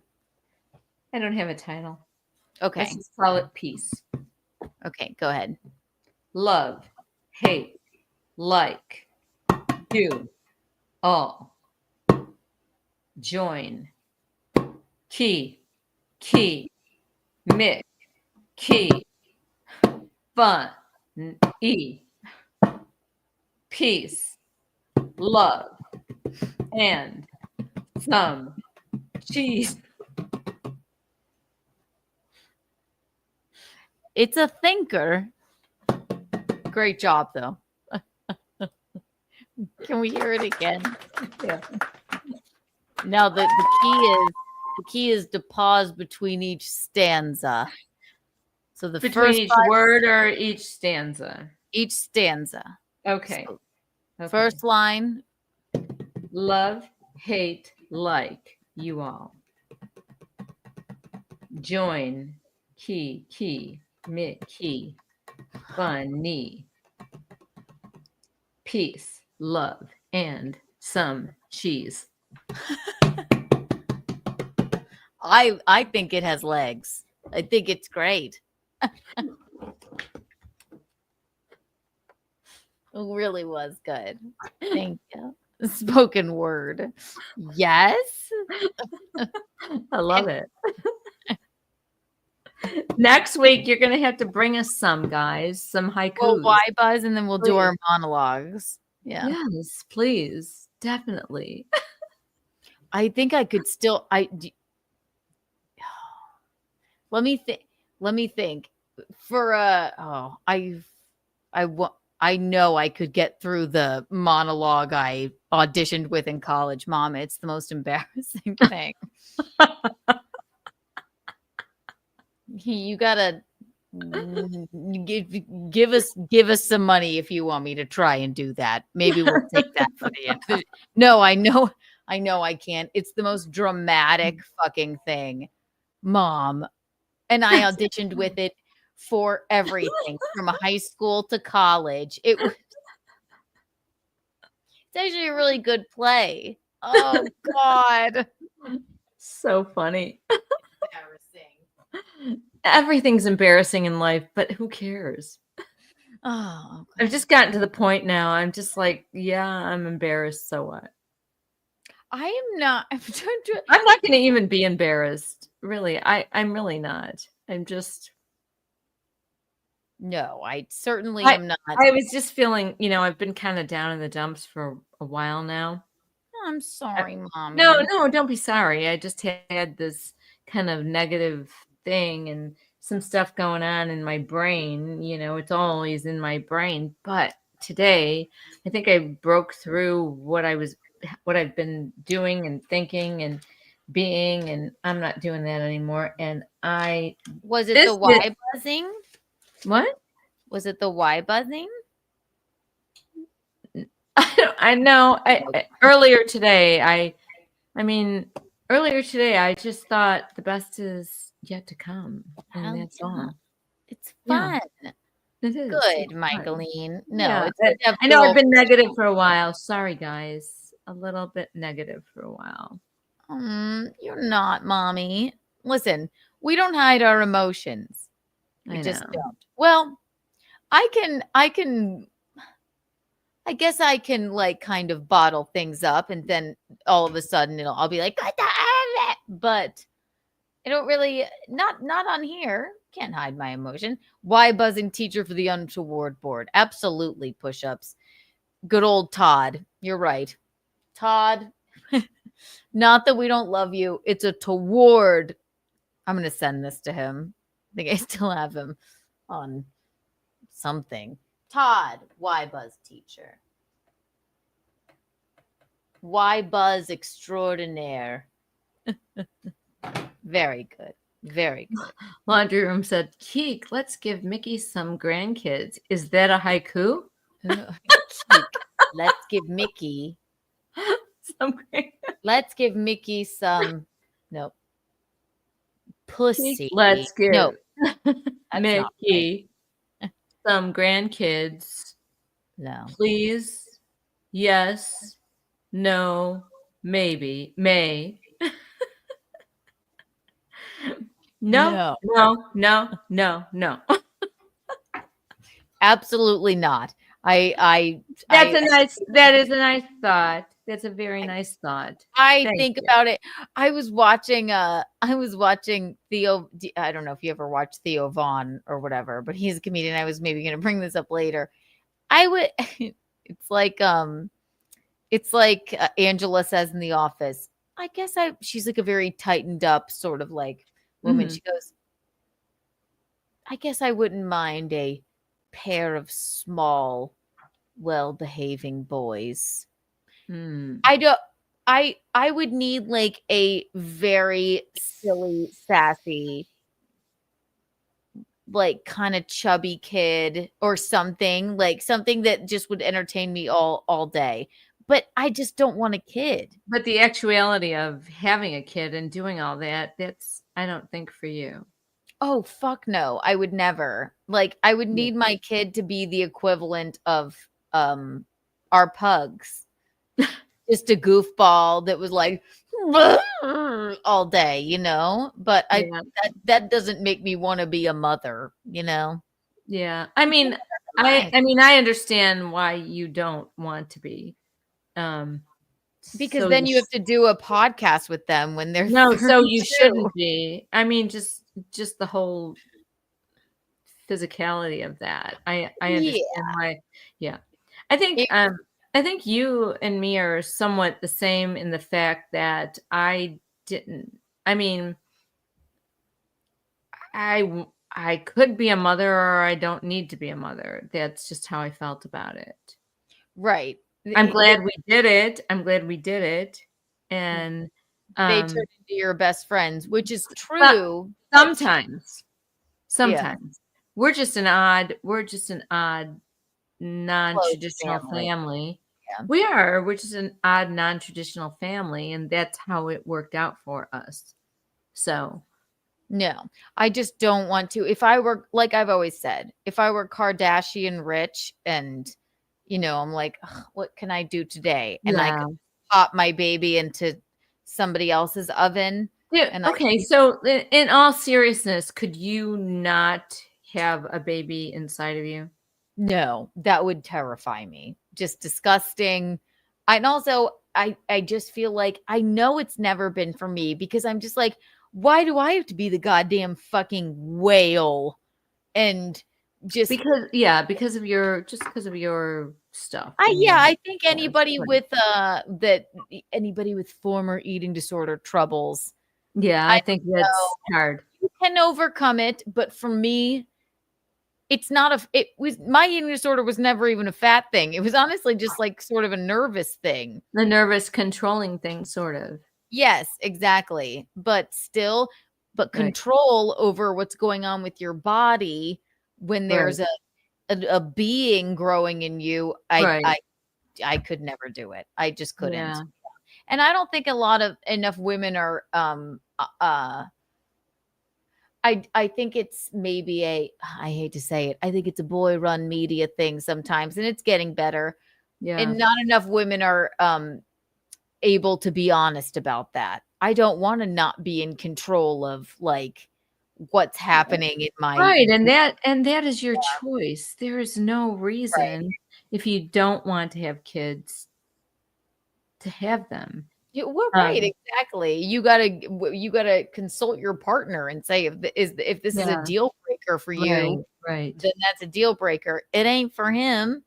right, Obviously, he would love it. He would love anything I wanted to do. That's what I love right, about Gino. Right. right. But he's also loves the fact that I don't care about it. And I have a beautiful godson. And, I can't wait to meet I guess they're gonna be my nieces and nephews. Rocco's, Your nieces, nephews. yes. My They have nieces. just nieces right now. Yes, you need to meet them.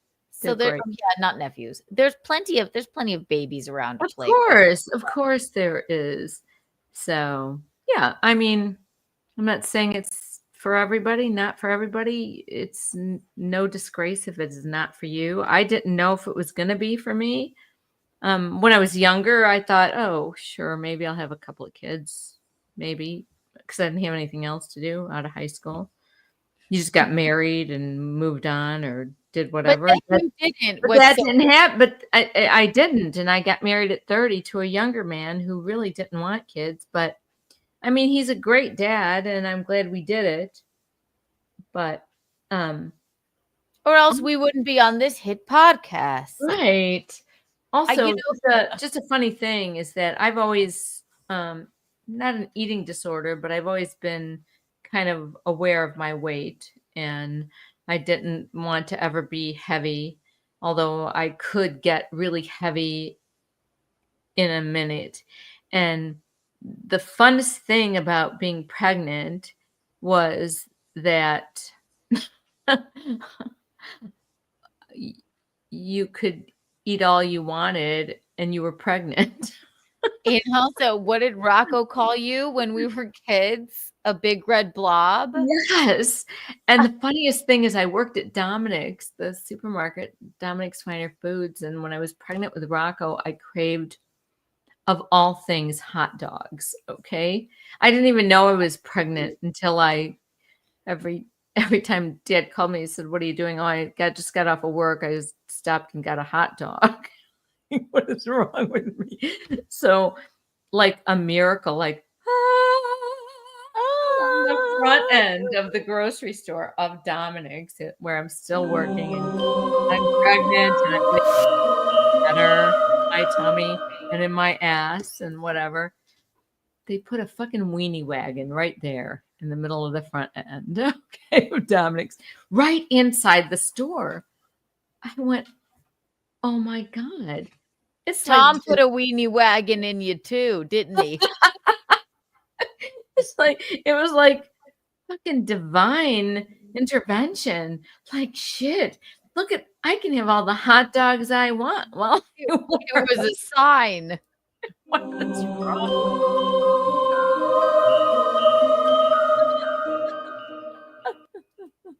It was a weenie wagon. I've heard this from women with, because of course, my stint in the old eating disorder day camp prison rehab.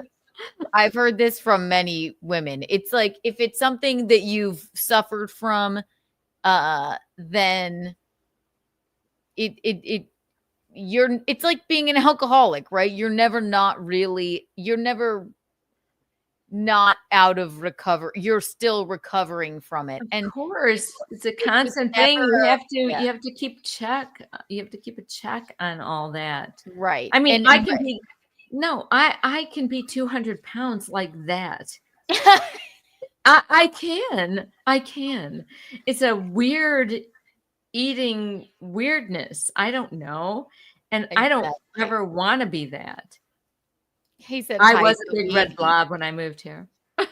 He said, hide the weenie, like bite the weenie. Like bite the weenie.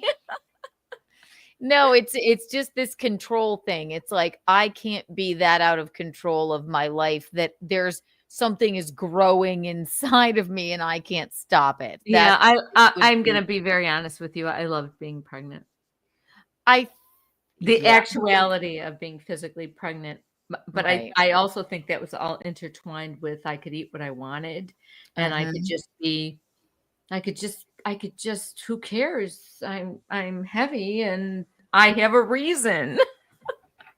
Yeah, I'm pregnant. I remember Khloe Kardashian saying this, and she's one of the women. God, I always bring everything back to the Kardashians. She had one baby, like naturally, and then the second one, she had a surrogate because she didn't have like a great birth the first time. Yeah. And if you're rich enough, you can cook. This is the future. You can cook your baby up in somebody else if you're rich enough, right? Which I'm like, that would mean you don't want the actuality of being pregnant. Also this when I was younger, like getting out of high school, and I'm 20 years old, in my early 20s, it's not that I wanted to have a child. I didn't think in those terms. It's a bitch. Food. You know what? It is. It's not that I wanted to have a child or I had any maternal thought about that. It was that I wanted the experience of being pregnant. Not being pregnant, pushing a baby out. Right. Which in fact didn't happen for me because I had to have C-sections, unexpected C-sections. So, so am I unfulfilled as a woman? No, I don't care. You're tight as shit. Are you kidding? I couldn't do it. I just move on, Right. You're like, all right, no. Well, anyway, that's a wash. Could just slice it out of me. That's enough. Yeah. No, it's not that. The only thing is I don't have maternal instincts, but like I like a little squishy baby when I see one. And I always love little babies too. Right.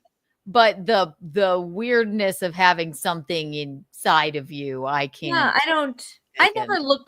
I never look back like, oh, I wish I would have done this. I wish I would have done that. I wish I could have had the baby this way. I wish I could have had a baby younger.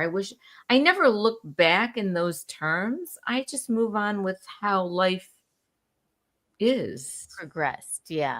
In every aspect. Right. I never would want anything else but what I am and how I am right now and how we all are right now.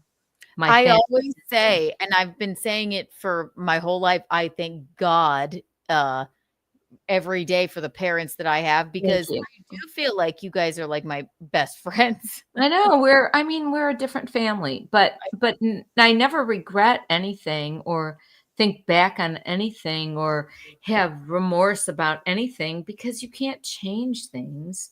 So you just have to live with the card you're dealt and you move on with it. Absolutely. Yeah, I'm thankful to God or the higher power or the universe for having me feel that way. I never go, oh, I'm sorry I did this. I regret that. I don't. Je ne regrette rien. Shoulda, woulda, coulda. I don't ever think that. Samantha, that's Samantha. Samantha, yes. Shoulda, woulda, coulda. To that yet. Good. I know. Oh my God. No, we regret nothing. Like life is about experiences, and it is what it is. And right. But also, yeah, I will never allow anybody to because Gino and I get that all the time. Don't you want a little you running around? I'm like, you know what? I just know myself. My anxiety, number one, the pregnancy thing, I can't do it. Number two, I would never sleep again. I just wouldn't. I would. And you know that about yourself. And truly, I am going to admit that once you have kids, you worry about your kids. You definitely do. That does not. You definitely worry about everything with your kids. Not to the point of no return, not for me anyway. I just try to go along, but there is a worry to that, To me, it would be to the point of no fucking return. It truly not like be. That with me. I don't stress about much of it. I just know that there are some worrisome things that you go through, Right. No. You would never want anything horrible or any harm to come to your kids in any way, shape, or form. So say your kid, you sent her to theater school, and then she loved buzzing, and she also the whole time had an eating disorder, a debilitating one, and then she starts a podcast. How could you ever sleep at night? Keanu, but I've handled all that really well. Haven't I been through everything with you? Dad and I have been through everything with you. And Rocco. We've been through every kind of thing that happened with you. And you just do it. And it's okay. Right? And I'm not saying I couldn't. I love you more than anything, but yeah, some things are trying, but you just go with it. I'm not saying I couldn't do it, but it's like what Gino says when, like, don't you want to learn how to drive stick shift? No, not worth my quality of life. I don't want to. What does Samantha say? I love you, but I love me more. That's what she said to Smith. Yeah. Okay. Like, I mean, really, we learned so much from Sex and the City, not in the next iteration of it, which we're about to get to. The one that just got canceled. We're so happy. Gino would make an amazing father. He has good morals. Yes, he would. Thank you, push-ups. No, he would love nothing more. But what I love about Gino so much is that it's very based for him to, it's whatever you want, honey. Like if I woke up one day and said, let's have a baby, he would be elated and be the best dad or whatever, and we would figure it out. I don't see that happening for myself. And people say, oh, you change your mind. I don't think that I will. I've had a hysterectomy. I haven't had a hysterectomy, but listen, what you mean? Not eat Skittles, drink White Claw, and smoke cigarettes for 9 months? Really, probably not a good idea to get pregnant right now. No, not in my. It's not in my 10-year plan. But what I love about him is he doesn't mind. He doesn't care. So. Here also is the thing, okay? Gino is, he'd be a great dad, but he's also grandpa age, okay? So you have to take that. Sorry, you just have to take that into consideration. I'm not saying that with any malice or disrespect. You have to take that into consideration if you're going to have a child. Right.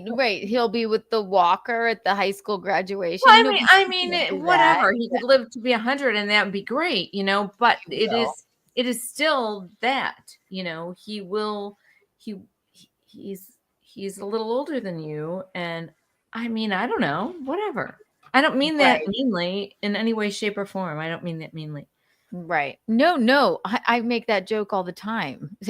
Perfectly. I mean, he doesn't he doesn't have any qualms about me not wanting to have a kid. And also, if you are a married couple and you don't want to have children, let's just say you're both the same age or a few years apart or whatever. People always kind of looked at you like, what? You're not going to have children? Yes. I don't know if they still do that. To me, I'm like, I think couples who don't have children have a different, more intimate kind of relationship to each other without the kids. Right. Because it changes everything. Yeah. Whatever happens, it's meant to be in some sort of way. When the kids Carrie is funny. When the kids get to kindergarten, they'll ask all the time, is that your grandpa? See? No, it's true. And you don't have to play to that. If you wanted to have kids, that'd be great. But if you don't, there's nothing wrung with that either. We were married for 5 years before we had kids. I never wanted to get married even, but when I met Gino, I knew that it's right. But also it was still a conversation like, if he it's a deal breaker, I want to have kids, but no, we just like enjoying and we have a devil cat. So we're comedians. We're like that. Go away. So. No, that cat will live to 100 just to spite me. So I do have to pee, And then we have to get to Sex in the City. We're gonna look at. We have to get to Sex in the City. Let me go pee too right now too. All right, I will play a little video while Sleepy. Okay, we'll be right back. We'll be right back. Ladies and gentlemen, what shall I play? Always, I love the Miranda Priestley video. La la la. Where are you? Where are you? Gary, where are you? 1 second. Where are you? God damn it. La la la la la. La la la la. Looking for it. That's making me nervous. Where is Miranda Priestley? Don't get nervous. I'll just throw kisses through the whole thing. How about Nope, that's what's making me nervous. Oh. I can't. You want me to go pee right now? Can't concentrate when you're doing that. And I'm gonna go pee. I'll be back in a moment. Don't want to make her nervous. Okay. I cannot concentrate. How about this? Not Miranda anymore. It's ridiculous. Now it's just bothering me that I don't have it anymore. Okay. Break.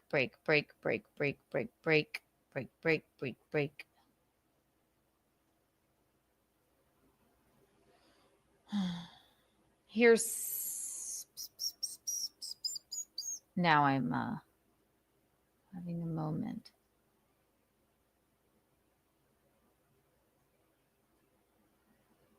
That's going to drive me fucking nuts that's not there. It doesn't matter though. Oh, here you go. Where are the belts for this dress? Why is no one ready? Here. It's a tough call. They're so different.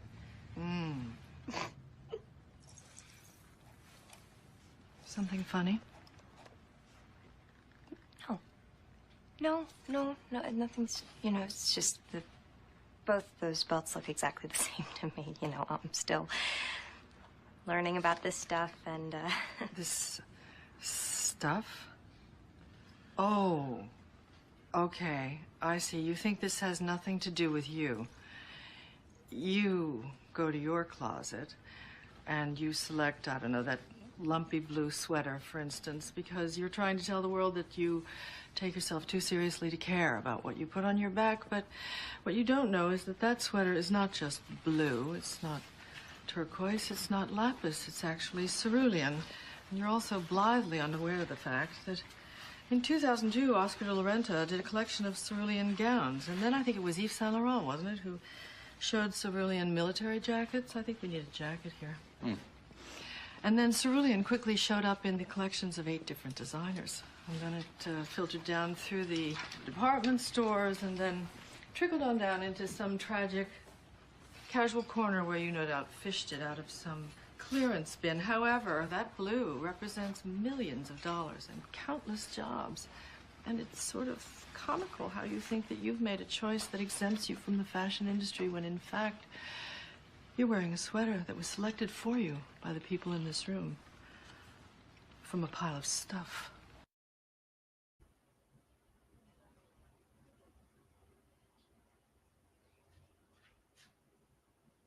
I'm right here.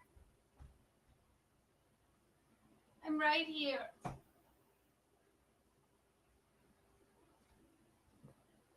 It's me, Kiki. Oh no. Sorry. My bongos fell over. Sounded dirty. Hi, dolls. Michaeline will be right back. Then we'll get to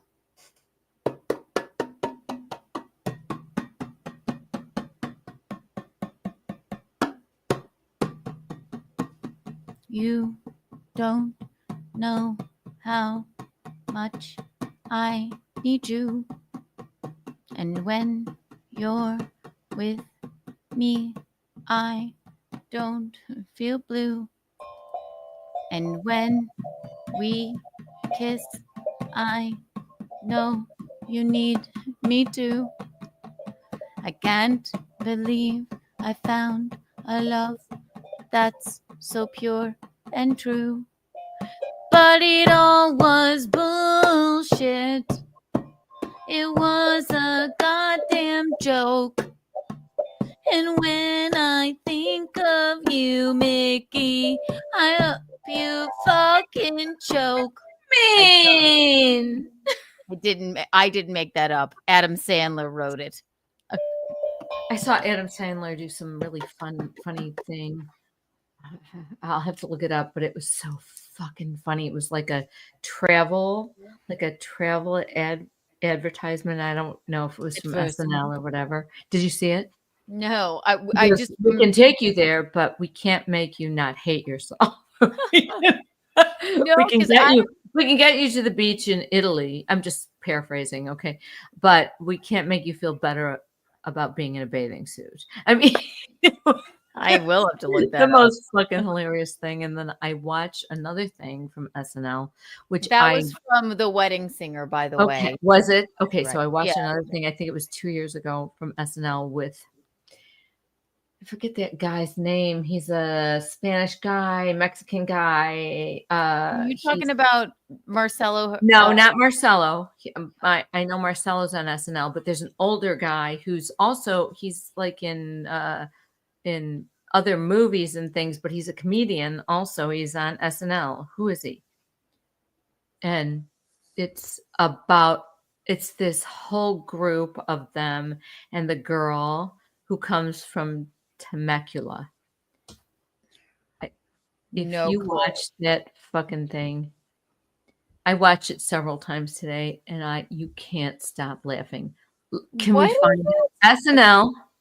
Yeah, but they may take us off for watching. Oh yeah. Well, I'm just telling everybody to watch the SNL thing with the girl who comes from Temecula. Temecula? Yeah, look up like super well done steak. Okay. It's SNL. I can't even describe it to you. It's the most hilarious fucking thing I've ever seen. And the people from SNL can't even not laugh, which is always funny to me when they laugh. Lisa from Temecula sketch absolutely breaks Pedro Pascal. Okay. Yes, Pedro Pascal. Keanu? I don't know if we can watch it. Oh my God. I wish we could. It is the most ridiculous thing I've ever seen. You just have to laugh out loud. I don't want to. I think it's an ongoing thing, but I think that particular one was from 2 years ago. Lisa from Temecula. They know it. Yeah. Oh my God. I don't want to chance it. I don't know if we can watch it because I know. Well, I'm just letting you know about it. And maybe if you guys want to watch it, I think it would be well worth your while if you never saw it. They all said I knew it. I have not seen that. I could every single time I've watched it, I watched it 5 times today. I laughed out loud. You can't stop fucking laughing. It's not too untoward. It's just like what is SNL on NBC? Like they'll just like take it. Will they make us? Will they take you off of YouTube? They'll do sometimes. They'll take it down midstream if we're like playing, and then they'll stop us from talking. No, but like it'll all of a sudden abruptly. Remember when we were watching the do you remember when we muted the Super Bowl halftime show? Yeah. Along with it. Yeah. I don't know about if I can watch it or not, but damn it. That's okay though. The funniest thing I've seen in a really long time. I'm gonna have to watch it now. God. Okay. I have there's 3. Okay, we gotta talk about. We have Sarah Jessica on the thumbnail. We gotta talk about Sex in the City. Yes. But first, we were talking about tornadoes. I cannot wait to finish this series that we were watching. Here is I guess we have the preview for it. It's the tornado themed episode. There's all different natural disasters, but the tornado one, the very first one, there's a few tornado ones, but the very first one, is tornadoes. I guess I have never seen anything so unbelievable in my life about tornadoes. And I've watched a lot of shit about tornadoes. Okay. And I cannot remember the documentary that we watched before. Man, child, are you quoting Sabrina Carpenter, my favorite? Oh my gosh. Sorry, I got distracted. So everybody was they're going, she's a stupid idiot. They tagged me in something on Twitter, Mom, and I could not find it. That because I it wasn't the fact that in Minnesota there was a rainbow. It was the fact that it was windy and crazy. And it was odd weather, and it looked. I went. This is right. Keanu, these half-wits who are watching the show, putting our faces up there, and just trying to destroy us. Right, destroy us how? But like, seriously, it's a fucking joke, you guys. What is wrong with you people? Mom, but it made me laugh out loud. They tagged me in something. It was like bing bong, bing bing bong. Here, and it was a picture of a tornado, but it was like a cartoon of a rainbow tornado. Yeah. They're like, here's Keanu's stupid tornado. Bing bing bong.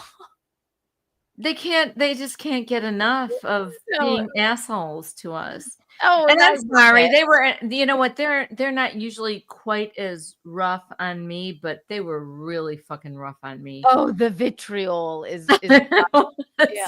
Oh my God. They were talking about my bone structure and my clavicle and just the most ridiculous shit. And I sent you a text. We talked about this on the last Keanu cast, by the way. Yeah, she was nice. That lady, that girl. Yeah, she was nice. I was the one. So Michael seems nice.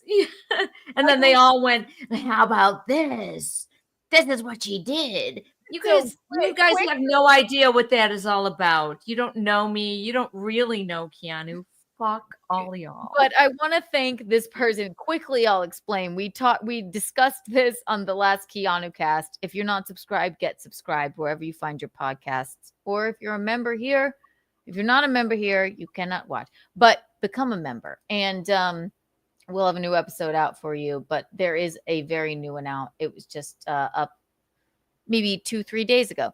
So we were talking about the fact that Michaeline she just stumbled on this show, and it had I think my face was in the thumbnail. I didn't even. Both of them. Well, I mean, the minute I turned it, I turned it on. I'm sorry, I have to interrupt. Yes, good night, Mister. Fuck those clowns. Fuck those clowns. Thank you for referring back to that. OG butt rug baby right there. No, but anyway. I just happened to tune into it. I don't know. I was just looking at I don't know. I was just looking at podcasts and it came up. And the minute I tapped onto it, Keanu and I were both there. And they were closing up on her clavicle. They were closing up on maybe that's why I'm wearing a high shirt, because I don't want you to see my clavicle. And then the hole in my throat was very interesting to them. I mean, if you get close up on anything, on any person, it looks weird and gross. Whatever. It's like slow news day. Like for real. Like they're acting like it's like you're like this guy, really. You don't always die from tobacco. Sometimes you just lose a lung. You don't always die from tobacco. Sometimes they just cut out one of your lungs. That's what they were thinking. Like it was like Like, I mean, I only watched that part with Michaeline. When I went back, I'm like, my poor mother, what have I dragged her into? She just turns on her TV and then she just pops on YouTube, and then there's this person closing up on her fucking clavicle. I mean, it didn't really. I want to say maybe I could have been upset, but I really wasn't. I was more like, what the hell? What is wrong with you people? I really did like the person whose show this was. I did like him to begin with. Is it he's just gone off the deep end or something. I don't know. Is it John? It is John, right? And I even said I really liked him. And I don't know why he's like trying to shred me up, just tear me to shreds. I don't get it. You know what? You know what? He even played that in the beginning of it. And I'm just like, you know what? I think he's probably a decent guy, sort of. No, I've met him in person. He's actually right. He's so all I don't. He's all just you guys don't really know me. You've never met me, but you would like me, and you want to keep tearing me up for your show. Okay, I'll go along with that. Mommy, he was having a slow news day. It doesn't matter. He didn't hurt my feelings. He could have. I mean, he could have. I couldn't stop watching it. It was like watching a train wreck. The funniest. What the fuck? No. And yes, because I got in the chat, but very briefly, because he called me crusty and old. And the first thing I said was, I'm not crusty. I'm not. So I didn't know this was going on. I wasn't watching. And then I'm like, whose chat were you in? So then she's telling me this on the podcast. And I'm like, oh my God. Okay. So then Michaeline gets in there and she goes, well, I'm not crusty. And then somebody goes, right, Michaeline? Well, I think she actually seems like a really nice mom. And then it was a flood of, her daughter's a whore. Yeah, she slept with the same guy that her daughter did. How about that? I mean, was she the first one or was Keanu the first? I'm just paraphrasing. Like, are you kidding me? Are you all fucking jealous or what? So listen to the latest episode of Keanu Cast, but I'll give you an exclusive now. A comment on the latest Keanu Cast was this, and it was from the woman who said, I don't know, Michaeline just seems like a really nice mom. Like, I don't know what your problem is with her. It says this, thank you, Jesse Angel. It says, hi, I was the one in the chat who was saying that your mom seems nice, seems like a nice, fun, good mom. I don't have a mother, but I wish I had one like Michaeline. It is a blessing to have a mom like yours and be best friends with her. Ignore the vultures on YouTube. And I thought that was so nice. Yeah, and honestly, we appreciate you sending that. And I saw you say some nice thing on John DiCaprio's show. I saw you say some nice thing, but I didn't want to interact with anybody because I was just too afraid it would go like to hell. Like, but it really just goes south really fast. That's what it is. And I just love that I wasn't even watching. Michaeline just gets up and she's like, what's going on the TV today? And then it's just this. She's like, well, hey. And then somebody tries to say something nice. And then people are like, no. Yeah, this is what she did. Really, I love it. So thank you. Thank you very much. That was really nice of you. Please tune into our show because we just have a good time here. Yes, absolutely. And we don't hate John DiCaprio. We don't know why he's been. He's having slow news days. He doesn't know. Also, he has. I don't. Who the fuck knows? I can't. There's too much to keep up with. I just love that you were watching and I wasn't watching at all. Keanu, you know what? I was just at my counter. I turned my computer on and went, well, let me see what's going on. I mean, let me sign on to YouTube and see these podcasts. What's happening? If there's anything interesting, and then once I got the minute I put it on, You and me were there. How can I not watch? And you're like, oh, what's he doing? Holy shit. What a weirdo. Oh my gosh. Shout out John. I'm in love Hi, with John. Hi, John. Hi, John. Hi, John. It's okay. You thought you It's were gonna kind of be okay. nice, really. I don't know. I think he's just having slow news days. It doesn't matter. You can beat me up. I don't mind. You'd be lucky to meet me, really. He would. He would love it. Oh God. Okay. Where were we gonna go here? We were gonna go to Sarah Jessica Parker. Oh, but I have one cat update. I just want to say for everyone, I live with a devil cat, and today Gino was in Long Island doing a podcast with Fred Rubino. If you're not subscribed to Gino's Patreon, get subscribed. But the cat, she sat up and stared at me for about an hour, like, oh, it's just you again. I want you to tell me, Michaeline, does this look normal? Does what? Does this look normal? I told you already. She looks evil, and she looks like she's about to attack you. Don't bury the lead. I want you to have your you can show it to me. I'm sorry, I can't. I want you to have your genuine reaction. I know. I'm sorry. That was my genuine reaction already today. So I apologize, but I buried the lead. I'm just teasing, Mom. I'm so sorry. You tell me. I was just minding my own business, doing some show prep, watching Vanderpump Rules, and this is how she looks at me, Mom. Yeah, there she is on your couch. And she's just like, and Kit. Look, I have to make this bigger.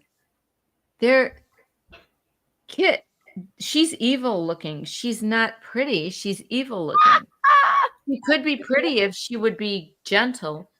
Kit does not look like that. He looks sweet and loving, and he doesn't want to be cuddled. He doesn't want any of that, but he does not attack anybody.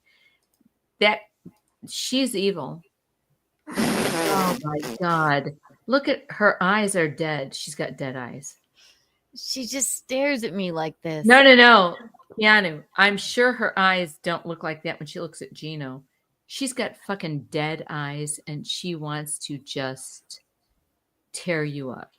I think she was planning her attack. I mean, it was like, I kept looking over. I'm like, what is it? If this cat was in my house and looked like that, I would be terrified. I don't know. I don't know how you live with her.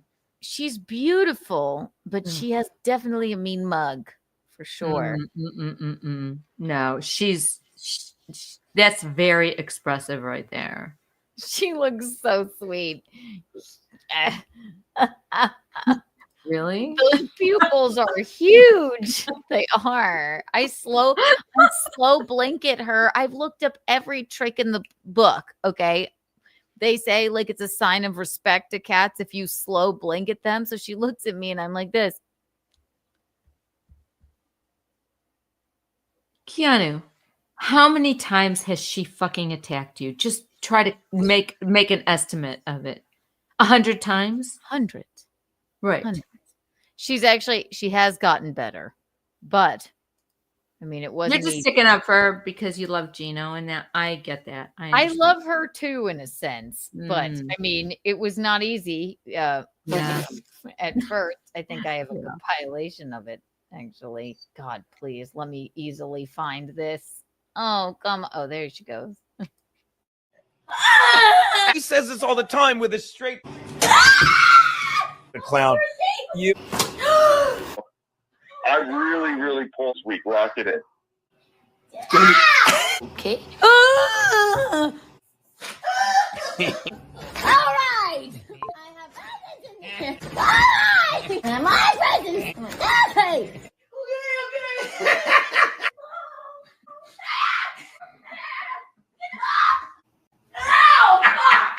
Ding, ding, ding. Ow! Ow! It's you're not you can't get through that dark It's classic. It's unacceptable. And she doesn't really do that to me anymore. Come here, pretty. This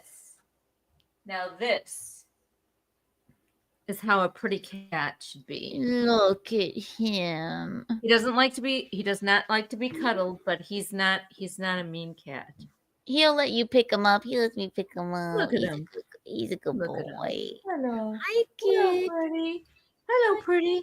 Just look. I know you don't like to be cuddled, but look. Just look. He said no. Oh, it's a baby. But he would never attack me like that. Not ever. So sweet. No, I know, but she's a female calico, and she I thinks don't care what she is. I think that it's really. She really does not. Though you can tell by her. I think she's terrorizing you. You know, now all she now knows. I know you're used to it, but she looks mean. She looks like she's thinking about doing some damage. She's thinking about murdering me for sure. But she knows, like, you could tell by that video, like, that's when, like, obviously by the apartment, the way it looked, like, that was when I first got there. Now this is what she does. I don't know what's scarier. She doesn't exactly jump out at me anymore. She looks just plain old pissed off with those dead eyes. Oh my, she doesn't even look pretty there. She just looks pissed off. I know. I slow blinked at her. I'm like, what is it? Do you have a knife? Like, what's going on here? Stop. She's a female calico. I love her in a sense. All I want is you're a doll. You know why? Because you will always stick up for anybody, no matter how mean they are to you. Right. I loved Ted Bundy. What a great guy. Was he personally mean to you? I don't. Mom, he's a murderer. But you always will see the best in whatever we're talking about. If she, it drives me a little crazy that you're like that. I know. You want me to talk shit? I'm like, shut the fuck up. You don't believe that, right? You have to push me to a point. I do. It's really hard to push you to it, too. But also, I know I'm your daughter, but she's an animal. I can't be. I can't be an animal. She is an animal in every sense of the word. Right. I could never. I don't care if it's a goddamn, as much as I hate, like, I don't know. As much as you hate boa constrictors. Like snakes. Yeah, I would still probably be like. I'd still stick up for him even though he's squeezing me to death. I'm like, he just is giving me a hug, I think.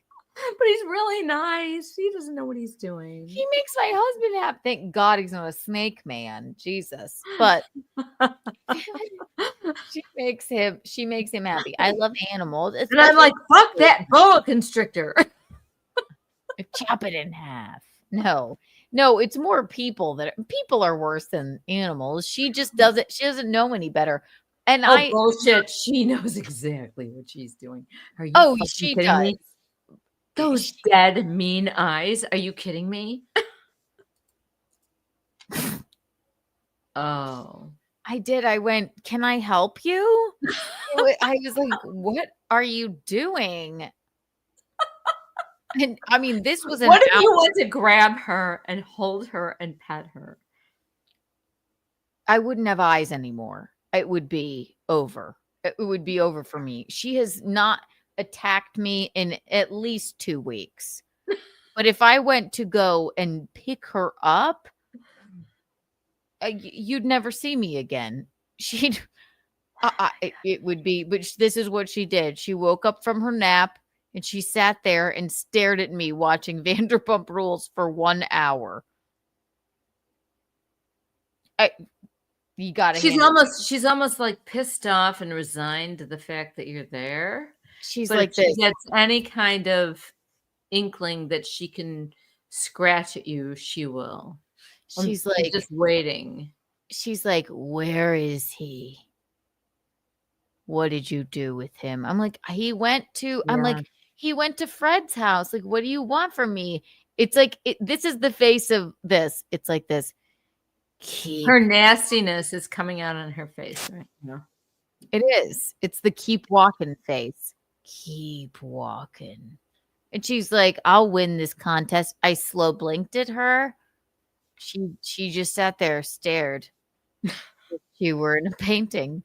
She's a beautiful creature. I just wish you could snuggle me too. I mean, Kit's not snuggly, but he is so kind to me, and he just wants to be there and be nice. He's a good And he boy. was feral. What is she? Well, it's not feral. He was just a kitten. Oh, he was out in the wild for a while. Isn't that feral? He was just a little baby kitten. But from a feral mama out in Riverwalk here. You're right, I guess. Right, a female calico. She thinks Gino is her mother, and that's that. No, and he wants to nip at me with his teeth, but I think it's just playing, and I don't like that, so I don't let him do that. I just tap him on the nose and don't let him do that. He's just living the life, I think. And he's such a good boy. He really is. He's a good boy. He is. He just wants to be by you and be nice, and that's all. Well, there's no comparison. You have the devil cat. I have a really sweet cat. I don't mind her. We've reached homeostasis. We've learned to deal. I don't know what homeostasis means exactly. It's just balanced. We've reached a balance. Homeostasis is balance. Yes. I think that is my Maybe you should teach her that G buzz. Why B? Why buzz? G buzz? She's drunk. I'm not drunk. I just can't remember letters and names of odd things. Oh my God. Oh God, I just got a funny text. That's ridiculous. Okay. From who? Tell me. No, we'll talk about it on a later date. But no, why? It's not for this consumption. Put everything out there. We have to. All right, we're at 2 hours and 32 minutes. We have to talk about Sarah Jessica Parker. And Just Like That being, oh my God, wiped from. Okay, It so had And to be. Just Like That. And listen, Carrie Bradshaw is the most infuriating character, the most lovable / infuriating character in maybe all of media. We grew up, they were our, I didn't grow up. I guess I did grow up watching it, but later.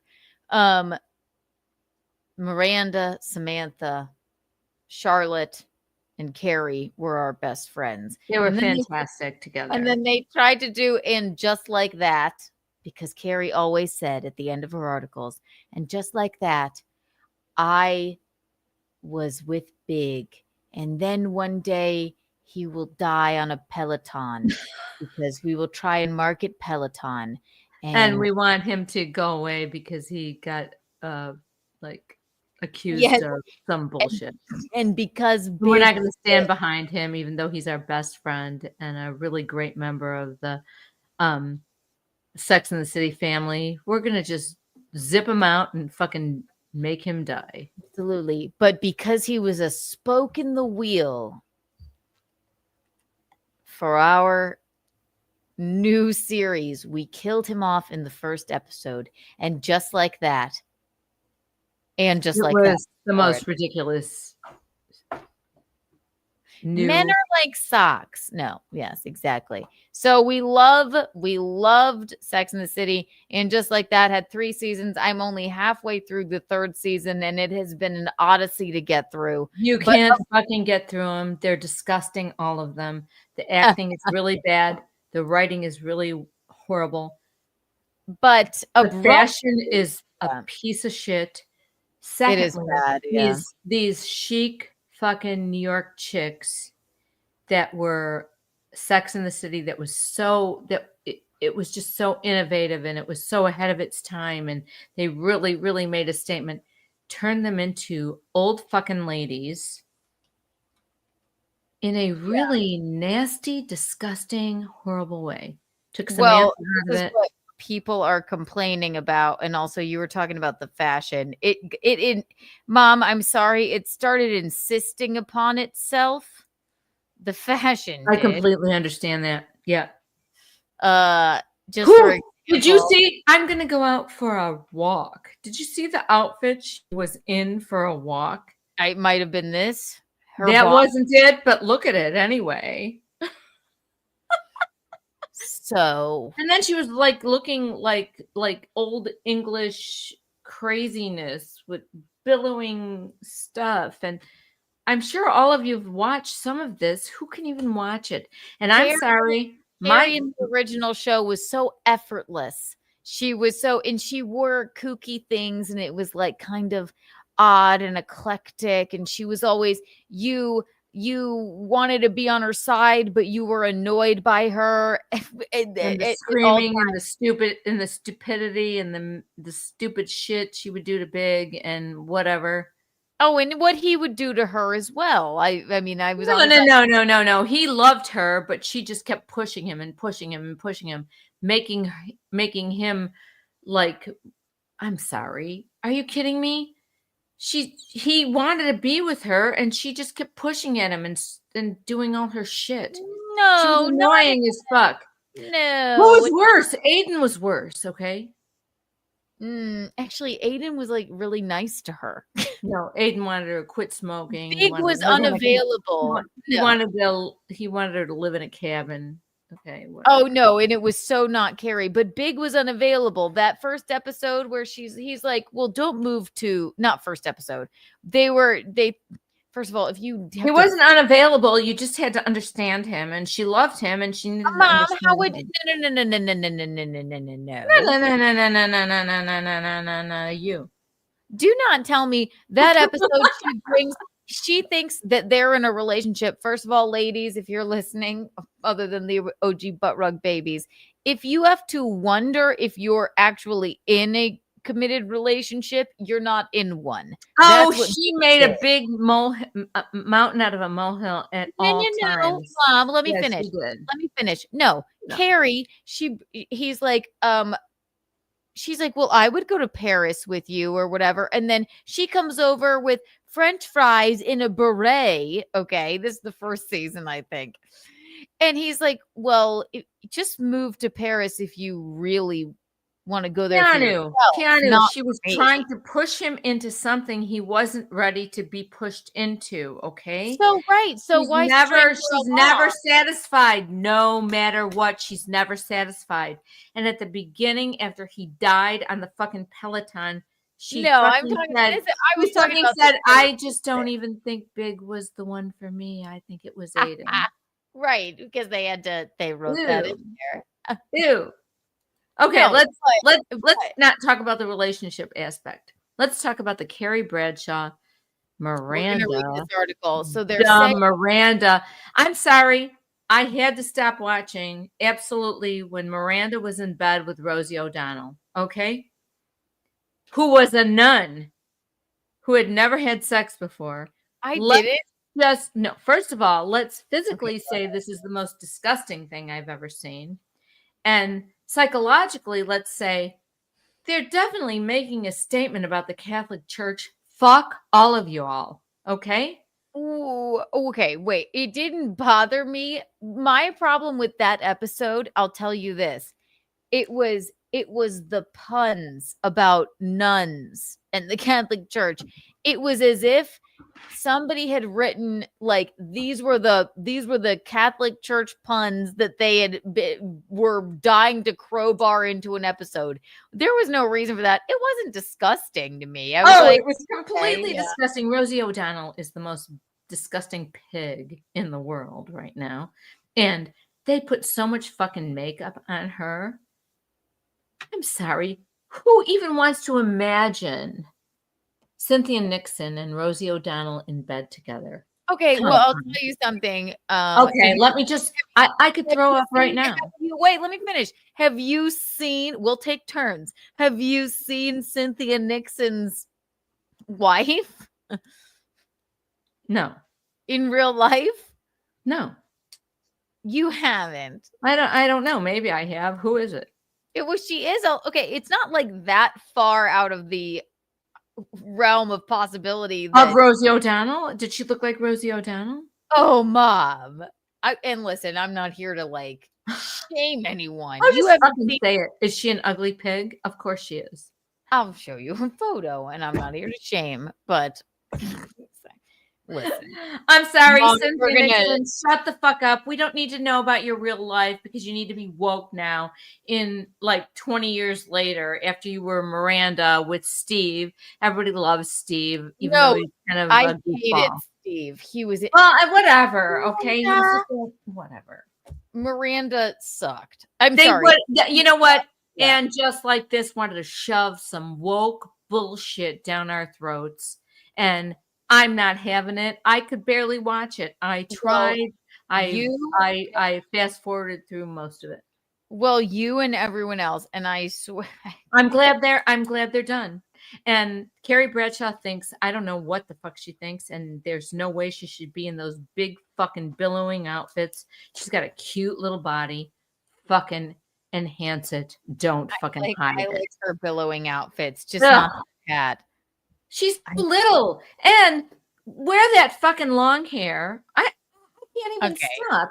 Wear that fucking long hair so you look like a bigger horse face than you already are. We're very passionate about this show. This is Miranda's wife in real life.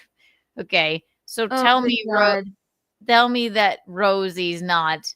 Listen, this woman, good God. How were they? Whatever, is not trying to be. What the fuck is the matter with these two?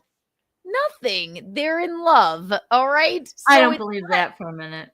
It's not that they've been together for literally like 30 years. Oh, good for them. But if you think Rosie O'Donnell, all right, is worse looking, I'm gonna show you. I'm gonna show you this person. There you go. Okay, I'll shut up now. I'll just listen. It was the wokeness of it, which is, I guess, why people, and I guess the public has spoken. There's nothing wrong. Also, Cynthia Nixon, I swear to God, has been with her for literally. Okay, like I'm sorry. Cynthia Nixon, Miranda, I am a Miranda. Hobbs was a character. Why did we have to have real life interject with her character? Why? Well, why did it have to be done that way? It's stupid. Okay. It didn't bother me that it's like maybe she was it's going bullshit. All of a sudden she's a lesbian. And that Che person, Che, whatever. Everyone hated Che. Yeah. Why not? Of course. It was too much. It was too much. Why are you shoving this down everybody's throat? When I talk about homeostasis, it's like they went too far. Like, let's try and be. We don't care about Cynthia Nixon's real fucking life. We liked her in Sex and the City when she was a sexual person and had sex with all those guys and great sex scenes with all kinds of guys. All of a sudden, she's going to go for the nun, Rosie O'Donnell. What the fuck is the matter with her? Or Che, whatever the fuck that name is. And everybody, I can't stop talking. We'll read this. It's okay. Mommy, I like your passion about it because you are what America is saying. I can understand, like, okay, like, well, let's spice things up. Like, you know, when shows are trying to like live on, they look what happened. Remember the L Word? I do remember the L Word, which I loved. That was about 1,000 seasons, and I loved it. And they were forth, and it got ridiculous. And I know, but the actual beginning of it and the middle of it and all of it, it was good. It was good. It was about sophisticated, pretty women who, I'm sorry, were meant to be entertained. And I don't give a fuck if nobody agrees with me, but entertainment is about looking at pretty people. I don't want to see ugly people having sex. I want to see pretty people having sex. this is, you have to suspend your disbelief and watch entertainment. Why do I want to watch two fat lesbians having sex? I don't. So sue me. Well, no, listen, I think America agrees with you because it's entertainment. What's entertaining about that shit? About Miranda and Rosie O'Donnell? Nothing. It's not entertaining. It makes me want to gag. Well, it's like why someone watches I don't know. Entertainment is supposed to be entertaining. Listen, I didn't love supposed to be making you want to throw up. Well, okay, here. Did anyone see Sarah Jessica Parker's interview with the Adam Friedman show? It's better than the entire show, really? Listen, I'm not going to sit here and say, like, wait, what did he say? Did anyone see Sarah Jessica Parker's interview with the Adam Friedman show? It's better than the entire show. I didn't, but I'd like to see that up. That's the last thing we'll do. But here, Mom, America agrees with you.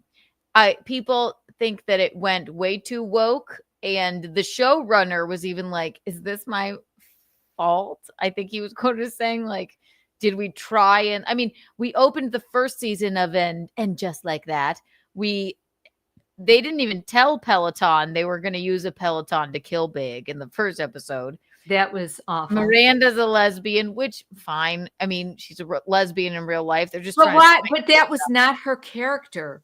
Why the fuck are you going to make us swallow this now? No pun intended. Because if it was just the same, well, I don't know. Maybe if it was just the same thing, they had to do something. But they went the wrong. No, I'm sorry. These cute, chic chicks from New York are all of a sudden a bunch of dumb, fucking middle-aged people. Are you kidding me? I know. Carrie Bradshaw, that first season, was using a fucking cane like she never could, or a hip or her knee or whatever. I'm sorry. I'm not that. I have knee replacements. I'm not that. Nobody wants to be that. Why are you acting like that? You are a piece of shit.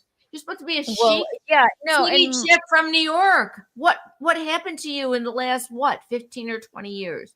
Did you fucking fall apart and never even think about it? And Michaeline's passion comes from the fact that we really loved the original show, so that would be why. I can't believe I'm like so incensed about this. No, I get, Mom. The whole world is. Okay, here we go. Let's read whatever. No, you don't have to shut up. I love your candor. Gosh. And just like that, abruptly ending after 3 seasons amid woke backlash, fan revolt, as SJP speaks out. All right, here we go. You ready, Michaeline? So that's a wrap on wokeness. Okay. And again, this is New York Post, but I've seen article after article about this, and I love the New York Post. I've been in there 3 times. I always go to they're the fun news source. So, and that's a wrap on wokeness. The HBO Max series And Just Like That will abruptly end after 3 seasons. Stars and writers said Friday, as critics insisted the show tanked because of its charmless and clumsy woke characters and plot lines. Sorry, Jesus Christ. Not even good acting in them. Yeah, plot lines. Showrunner Michael Patrick King announced the Sex and the City reboot would call it quits with a 2-part series later this month, as lead actress Sarah Jessica Parker and said Carrie Bradshaw was hanging up her Manolos for good. Such a sad. But like, honestly, it's not sad to me because it was like, this was not the show that I didn't mind the first movie. The second movie was, I loved the second movie was ridiculous, but at least it was kind of funny and laughable. Okay. Right. But it's like they got backlash for not being woke in that movie. It was actually kind of, they went to Abu Dhabi. It was fucking hilarious. Okay. When Abu Dhabi throwing the condoms around. I have sex. Right. They were missing Samantha. Why do we have to be woke? It's bullshit. Okay. It's bullshit. Well, it's going the pendulum. The pendulum is swinging the other way. We don't need to all be woke. We don't need to all agree about everything. We don't need your fucking opinions. We don't. The problem with this show, in my opinion, it will go the world America will go back to homeostasis, but they were on the left side. They were like, oh my God, our last movie was so offensive. Yeah, let's just shove it down the regular people's throats, okay? Who loved us to begin with and made us successful. Well, the show was that the original show was that it was like that it was sex, okay? Well, right, and it went there, and it was like, you know, a lot of there wasn't the word inclusion, really. I don't think when they were thinking of that show, it was just about 4 women maneuvering their way around, like having sex in New York and their lives. And then so I think, and just like that, I'm shocked it got 3 seasons, but of course the lay of the land now, and just like that, it's over. So, and I am not missing it. I was not waiting on Sundays to watch the 3rd season. I watched a little bit of it. I had to fast forward through it. It was embarrassing. It is embarrassing. Carrie Bradshaw has dominated my profession. This is Carrie. This is Sarah Jessica Parker's quote here. It says, Carrie Bradshaw has dominated my professional heartbeat for 27 years.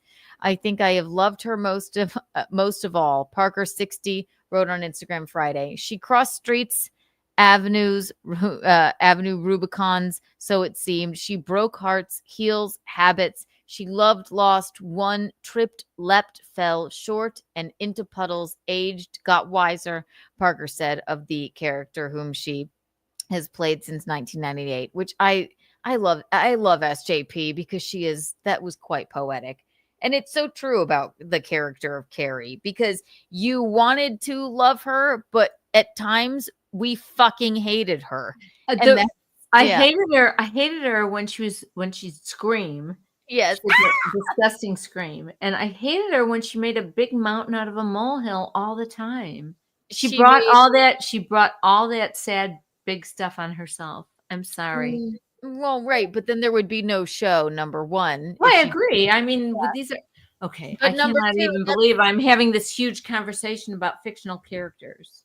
Well, no, she's actually not. I know the real Candace Bushnell, and it's like it was an actual column in the newspaper. Remember, she used to come into Caravaggio all the time. Yeah. Candace.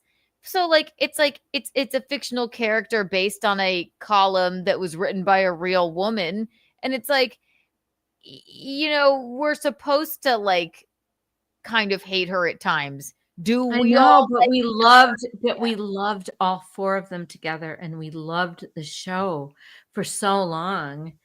I mean, I know you were little and then you caught up on it, but I mean, it was an amazing thing that happened in our lives, that these 4 women were part of our whole narrative, you know? No, it's true. And it was actually the first time, and it was clever. The show was clever. Yes. Her writing was connected to every single thing that was going on. But in the new show, and just like that, it wasn't. It was just flip-floppy all over the place. It was the pendulum swinging way too far to wokeness, where people were like, come on, this is ridiculous. Carrie says, it was sex, okay? Mickey 2025. Let's finish the quote. She made this is have to be quoted. This is SJP still. She made the hardest, worst, and best decisions, traveled near and far for the vintage, friends, and love. Changed homes, time zones, boyfriends, her mind, her shoes, her hair, but never her love and devotion to New York City. Right. She had dates, drinks, boyfriends, a husband, and truly great loves and romances, Parker added. King, meanwhile, insisted The show wasn't canceled, saying he simply decided this was a good spot for the story to end. Well, they have to say that, of course. Well, no, I mean, it definitely wasn't. They would say immediately if it was canceled, but no, they got out before it was like, all right, this is too fucking. Before they were going to cancel it, right? And just like that, the ongoing storytelling of the Sex and the City universe is coming to an end. King wrote in a statement posted on X on Friday. While I was writing the last episode of And Just Like That, season 3, it became clear to me that this might be a wonderful place to stop. SJP and I held off announcing the news until now because we didn't want the word final to overshadow the fun of watching the season, he said, referring to Parker. But ratings had been dwindling with the season 3 premiere, averaging a paltry 429,000 households during the live plus 3-day viewership window, according to Forbes. The show has also faced backlash over flawed characters and storylines that critics said lacked the humor and charm of the original series. And that is a serious thing right there. It did lack the humor and charm.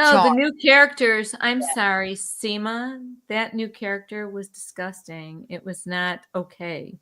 It was not, they were trying to make her like the replacement for Samantha or something. The sexy girl who was, whatever. It was too fake and too awful. It insisted upon itself. Yeah, I guess that would be the thing. I like right. That you There's say no that. I like that you say that. That's a nicer way to say it. It insisted upon itself. It's like, okay, right. We're not gonna. They added 2 new characters that were really and the other girl was okay, and her husband was okay. I mean, she was just okay. But we didn't need those characters. We just wanted the regular characters who were part of the foursome, And maybe they could have come to an agreement with Samantha or they couldn't come to an agreement with Samantha because Sarah Jessica Parker had to be the top dog. What's funny is when I hate that I ever, because I watch the show a lot still, like I'll still turn it on like constantly. I pick a season, pick an episode, I can quote it, the original series.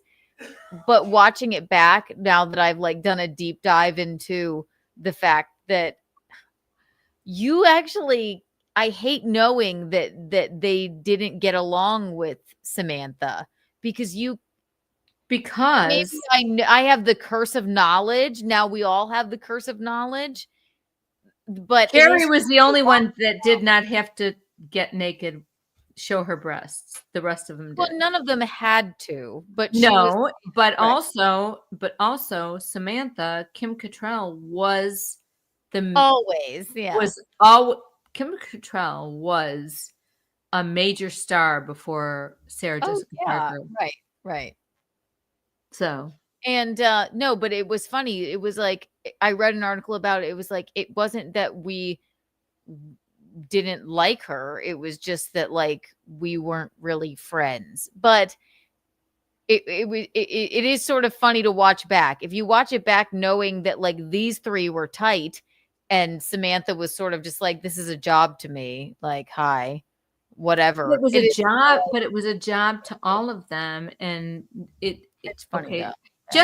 Okay. Let's just say, I don't know for a fact, but egos alone in being actresses or whatever.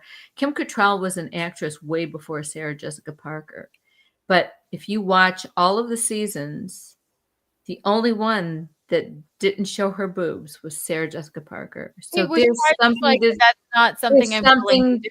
Right. But that's something that maybe, and also probably the pay scale and everything like that all falls into play in my mind. I've read art. I've never heard anything like that. It's like, okay, I think you just, when you sign the contract, it's like, no, yeah, this is a show about sex, but Carrie's going to be the one. And maybe they just wrote it into her character. She's like, I'm not willing to do nudity, but they wanted her so badly. It's like, also Carrie wears pearls to bed, like maybe that's just in her character. Oh, I like Carrie. I liked her outfits. I liked how she looked. Of course, everybody loves how but also it's like dressed and all that. she's I don't never think she was the smartest one there all the time, though. her character or her character. I don't think she was the smartest one No, there. that's what SJP is saying. Right. She's like, she's been an idiot. We've loved her and hated her. She's made so many flubs. That's the beauty and the charm of the show. It follows. But this was not charming. These women who ended up the acting like a original bunch of old. No, they didn't have to act like old people like they did. The original show, I'm saying. No, I'm talking about this now. They Okay. didn't have to act like old people like they did. They're only in their 50s, for fuck's sake. Okay. They did. They turned them into old people immediately. Like they're all a bunch of old people. These chicks wouldn't act like that. Let's read it. Do you understand? Wait. Do you understand what I'm saying? I get exactly what you're saying. Yeah. These chicks wouldn't act like that. They would try to remain as young and flamboyant as they've always been. Absolutely. And I mean, they do look pretty young and flamboyant, but they acted like old women. You're right. They did. They acted like old women. It was not good. What you are saying is the focus group of the audience. You, like, you're, around their age, and it's like offensive to you that they're like, who's using a cane? I'm not. I get it. It's 100% accurate. I did not like the show either. I watched it out of like a morbid curiosity. The new show. I love. Also, I'm older than what they're portraying. And I'm like, are you kidding me? Why would you fucking people act like that? Exactly. Right. The with it people, the with it gals, the with it chic people of New York. Why would they act like that? This is why they put it to an end. All right. They bashed the spinoff for its seemingly forced attempt to include more queer and racially diverse characters without making them believable or interesting in their own right. That was another big problem people had. The portrayal of Miranda as a late in life lesbian was lambasted for leaning too heavily on poorly developed stereotypes. With her non-binary love interest, Shay Diaz, was dubbed one of the most annoying characters ever to appear on the tube. That's the one we were talking about. Shay seems like they are a manifestation of an irritating Twitter account come to life, Texas writer Atif Riaz, 32, told the Post after the first season aired. And actually, I don't think that's a horrible description. On their podcast, Shay had a woke moment button that they pushed, which irritated many viewers. Right? It just, like I said, it went to the pendulum swung too left. It was all alienate your audience. Right? The speak, everything was so stilted. It was not real. It was embarrassingly not real. No, right. Exactly. And it just got it right. The beauty and the charm of the original show was that Carrie was an idiot sometimes, was that it showed sex and like relationships in a real kind of way. And it was also funny. I mean, for the time. Right. People hate the show Girls. I love it. But, I mean, no, that is the millennials fucking, like, that's my original Sex in the City. But this had no charm or anything of the like. And it just, the pendulum swung, and it was just the time. It just swung a little bit too far left. It wasn't in homeostasis yet. Like, that first movie they did really was like a 3-hour like painting of the actual show. That was funny. Okay. I liked the second movie too, although it was ridiculous, but it was at least humorous. Right. But that's all we had until now they made this and everybody hated it. I wish they would have just not made it. Another fan on Reddit called Che insufferably woke and said parts with Che in them are entirely unwatchable and cringy. It was kind of cringy. Writers of the show eventually got rid of Shay, played by Sarah Ramirez of Grey's Anatomy fame, and apparently tried to tighten meandering subplots. But they have already lost fans, critics said. And there's the original. Look at them go. some of the woke elements of the show they got rid of, and I think I was a part of that. Comedian Bobby Lee, 50. Oh, Bobby Lee. Who's Bobby Lee? He's a comedian, LA comedian, I believe. And was he in the show? Yes, who played the role of Jackie Nee in the first 2 seasons, said last month. Others said the absence of Samantha, the sex pot,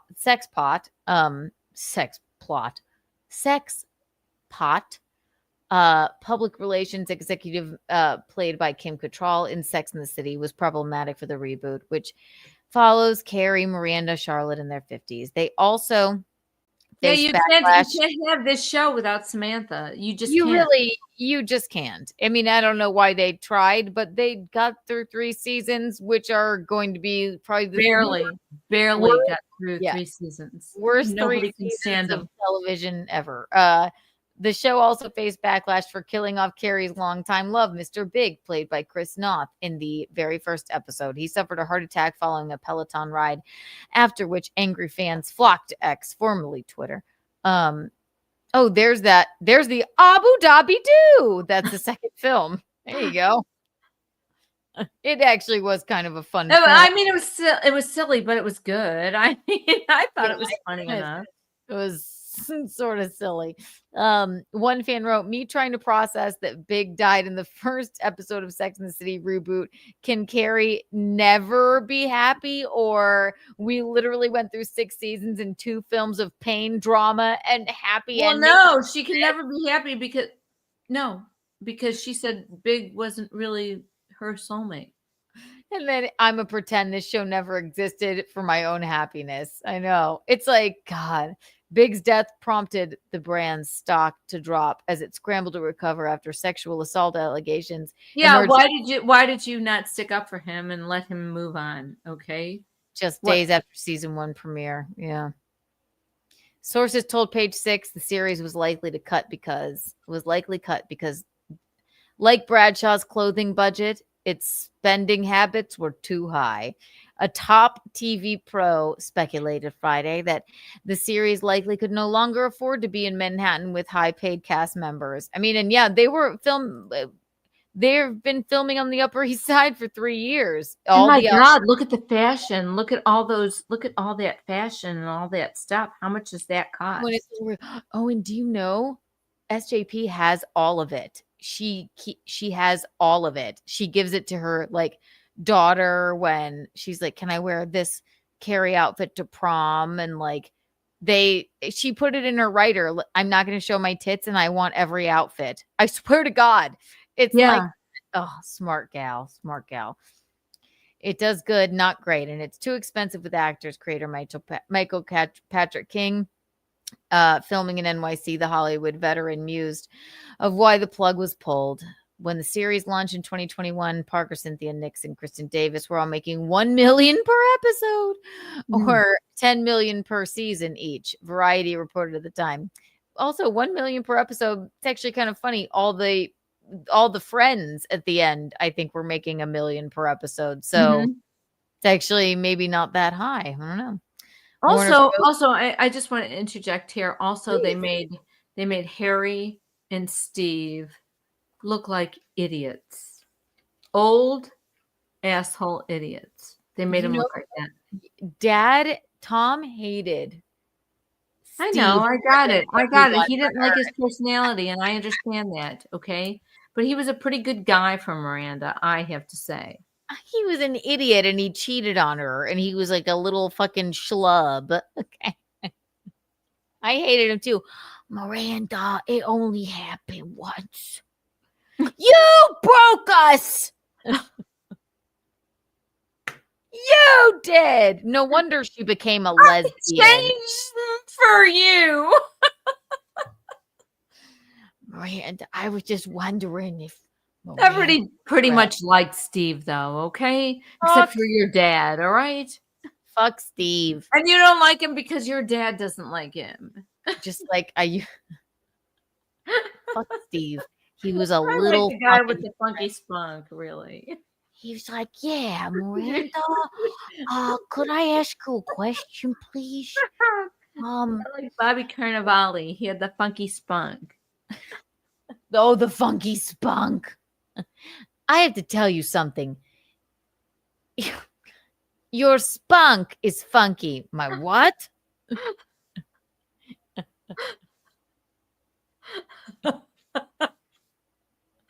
What did Miranda say one time? She's like, well, oh no, it was to him. She's like, what about your back hair?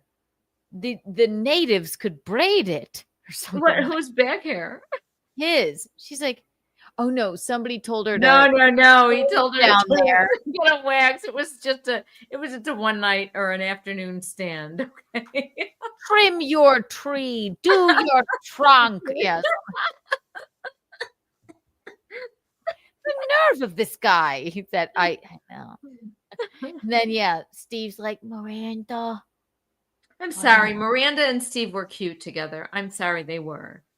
He was a deadbeat and loser, and then he cheated on her in the movie. And then they're all smoking cigars outside of the rehearsal dinner. And he's like, is Miranda around? I'm sorry to bother you. They're like, and then Big's like, you're not bothering us. Then she comes outside, and then they're like, Steve's here. What? And then she goes out there. She's like, you broke us. And then it all goes to hell. And then Charlotte, when Big doesn't show up, even though he was trying to call, I don't know where my fucking phone is. Remember that? Yes. I tried to call you. Wait, I'm coming back. No. You have to know the movie to know. I'm sorry. When she hit Big with all those flowers, I was in the movie theater with that girl who used to sub my class. Long red hair. Yes. What the fuck was her name? Cassie. What was it? Cassie. I don't know what her name was. I started to laugh. The whole movie theater was loaded with young people who loved all that. I started to laugh, and she went, "I'm never gonna go to the movies with you again." Good. I didn't want to. It was funny. Go anyway. Rocco always tongues like, and she goes, I wore a Cassie. It wasn't Cassie. It was Tassie. Cassie. Yes. But Carrie does run over like a weird gazelle. And hits her. It hits Big with the flowers. That's the funniest thing I ever saw. Okay, we got to watch it. So basically, we understand what's happening Are here. we going to watch it right now? Yeah, that's what we're ending on. We understand what happened here. It was obviously just a little too woke. The pendulum swinged way too left. They didn't have Samantha. It's what it was. But this first movie they made, I mean, I couldn't imagine it was going to be great, but it was great. Let me tell you. It was pretty fucking good. Okay, let me see. Carrie hits. Maybe they should have stuck instead of having a whole new series. They should have stuck with maybe a third movie later in life. I mean, right? It would have been shorter and better and not so over the top. Oh, this is great. I love it. But also, no, you lose Samantha, you try and go like, I mean, in the whole first season too, it was like, oh my God. And half the kids are like trans, everybody's wearing a mask, and they're all like, they're just they were trying to be like up on the times. Like, but we don't need to see all that. We need to just be entertained. That's what they were. That's what entertainment is. Okay, we don't need to be told that this is what it should be now. If it were back in the fucking if it were like during the show that if it say the show got to where Charlotte's kids were in teenage years, and one of them, what a compelling story that one of them ended up being trans. I would if they could have expanded on that, right? But just thrown it in there like that. Well, no, it was like, wait, where did we go? We're pandering now. They were pandering. Yeah. Honestly, we want to be entertained. We don't mind going along with the times. don't just fucking try to throw it all in like in the first 2 episodes of bullshit. Kill Big off. Samantha's not here. Right. And all you people are acting like old motherfuckers, and your kids are a bunch of dildos. Okay, so great. Entertainment is meant to take you away from reality for a while, Carrie. Well put. Yeah. Yes, absolutely. It's right. Why do we want to be entertained? What did Gino's mom always say? He tells me this all the time. They just don't make movies like this anymore. Then that was even back in the day, right? So it's like, and I like but listen, it's not a fucking like visceral like kooky drama written by Paul Thomas Anderson. We want to be swept into the Sex in the City. Take us back. Paul Thomas Anderson? I don't even know. Don't worry about it. Okay. Well, you could tell There me. Will Be Blood, The Master. That's okay, right. Yeah. So I just think people don't. Why do we already live in real life? Why do we have to be inundated with it when we're trying to be entertained? It didn't even seem like real life. It felt like pandering to what like media thought the critics the life, what the critics look like. Yeah. Look at this. I can't go in without you. Baby. This whole bride and groom thing is really got me thrown. And please stop it for 1 second. Because Miranda, the night before, said, "You're a fool to get married. Why are you even getting married?" And Mom, why did she do that? Because stupid Steve walked up and said, "I don't mean to bother you, but could I talk to Miranda, please?" He had just cheated on her. They had a child. But why did Miranda have to say that to him? Because she was upset by stupid Steve for cheating on her. Yeah, so just destroy Carrie's, get married. So destroy Carrie's wedding, okay? With this guy who's getting married for a 3rd fucking time. The domino fucking sure of himself, okay? You know what? Gino and I were never, ever, ever unsure about getting married. Okay. The domino effect of Steve cheating on the domino effect. Steve, I was lonely, Miranda. You were working long nights. But but she wouldn't give him any sex, okay? And secondly, he was working. Big, okay, was always a little shy and crazy about it anyway, because this was going to be his 3rd fucking marriage, and Carrie made it into a circus. You've made this a circus. She's like, "How are you doing on those vows?" And he goes, "This is a circus." Remember? Right? Yeah. So let's put my 3rd marriage, right? Yeah. Right. But honestly, everything goes back to Steve. He sucks. Oh no. Everything goes back to it's a fucking show. And actually, Big. It's not Big's fault. Fuck you. It's not Big's fault. No. Big made her feel insecure. Bullshit. She was insecure her whole goddamn life. Okay.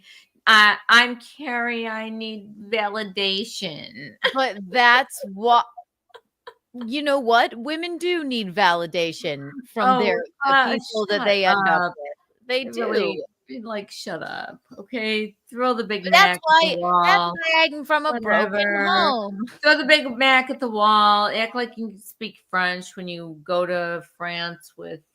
I knew you would do this. I knew it. Okay, let's watch it. Sorry. I need to know that it's still us. Just you and me. Like you said.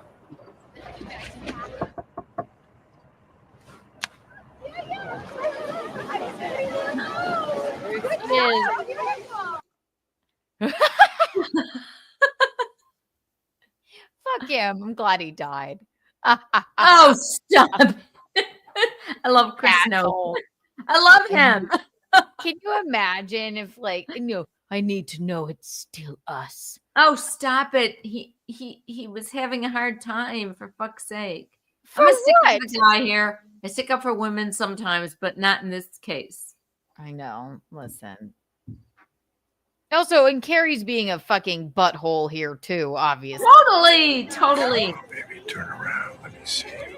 She wanted a nice wedding. She finally Yeah, they were gonna have a nice little wedding, and then she went fucking crazy. Okay, it's That's about what the happens. dress. It's about the dress. That's what happens when you're in love. Michaeline, see? Look at Chris Noth.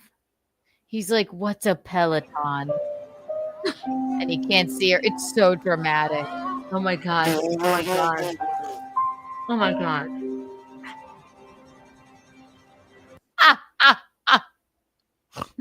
Okay.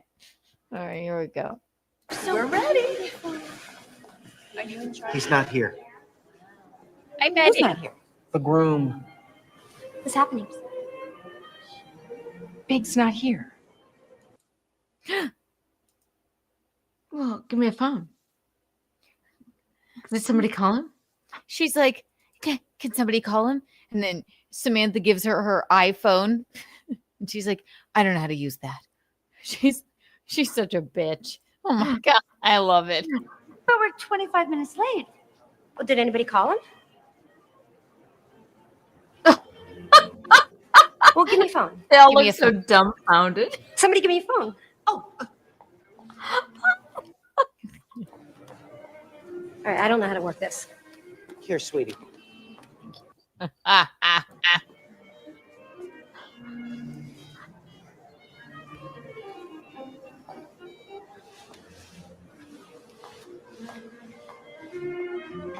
got it. You know what? So what's going on? Where are you? I was out front. I just left. Oh, and now here the drama comes. I can't do this. Oh my god, he's not coming. Oh my god. He's not coming. Oh my god. Oh my.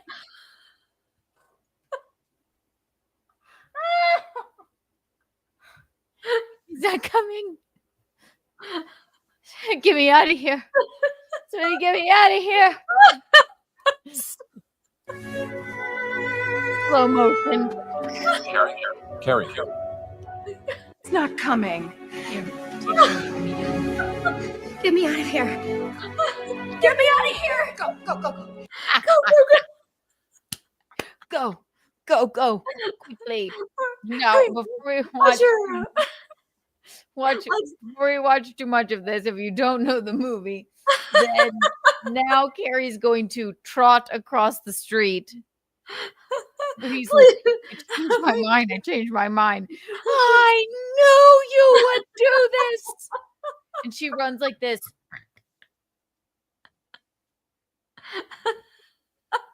Are you gonna show it? No. Yeah, no, I'm gonna show it. Here we go. Oh shit. I knew it. Oh, here we go. It's Just so the good. best part. Oh, it's the best part. I freaked out for a minute. Trot. Wait, we gotta put that in a little bit of. Hang on.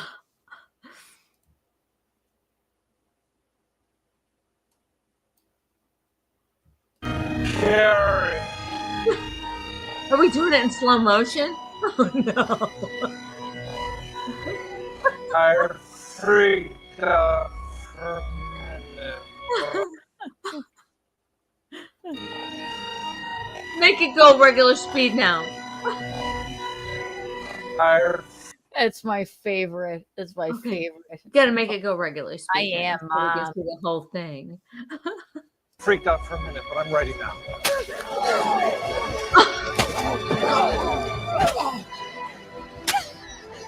I knew you would do this. I knew it. Carrie, I'm sorry. No. Oh, look at them. And this was drama. Now my favorite part is when Charlotte says, no. And she what? No. I was always on your side. No, I was always on your side. I don't think she says it there, but she always was on Big's side. The best. Then we have to end it. No. Look at her. So dramatic. Carrie, wait, I'm sorry. Carrie, Oh, God. Shit. No. No. All right. Before we get taken down, I'm ending this now. Definitely end it. No.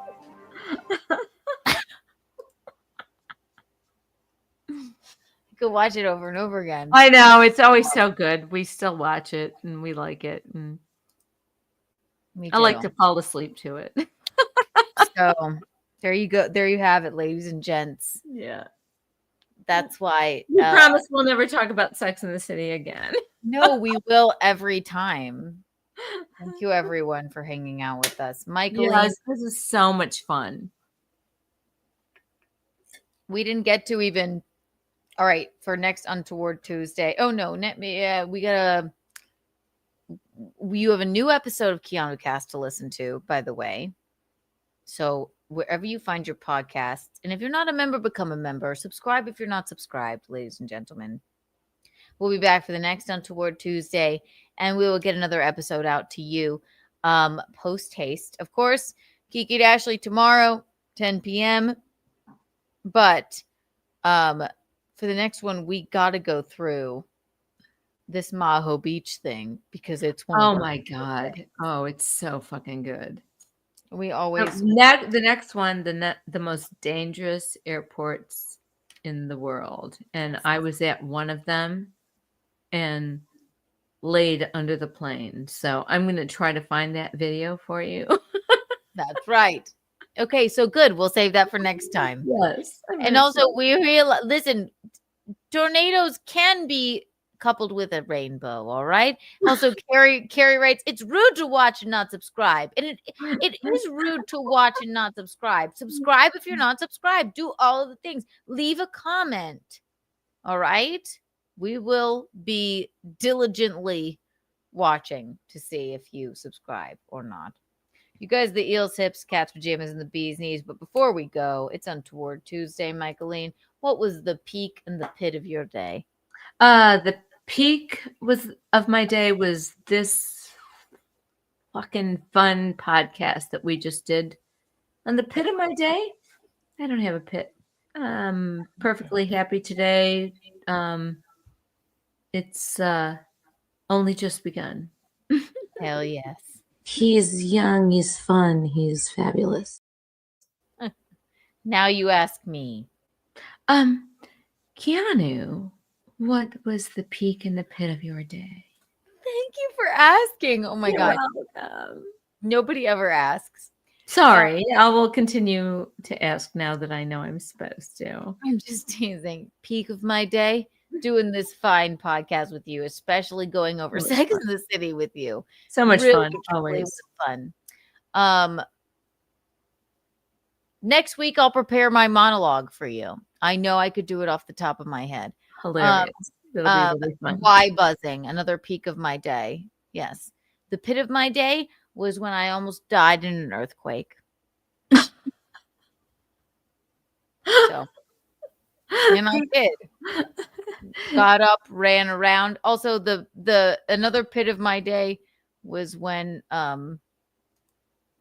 I was being mean mugged by this creature. This was another pit of my day. How about that? What's the mean mug by this creature? What are you talking about? This was yes. We love you, Six. Yeah, we don't. We don't. We don't. We really don't. You guys have been wonderful. Thank you for all of the super chats. Thank you for tuning in. I will be at Governance Comedy Club, the brokerage one this weekend, if you'd like to come see me. But refer to my Instagram and/or Twitter for my upcoming comedy dates. Come to Content House. Come and see. You can ask me where I'm going to be. where are you going to be? I'm going to be in Chicago from Thursday till Sunday.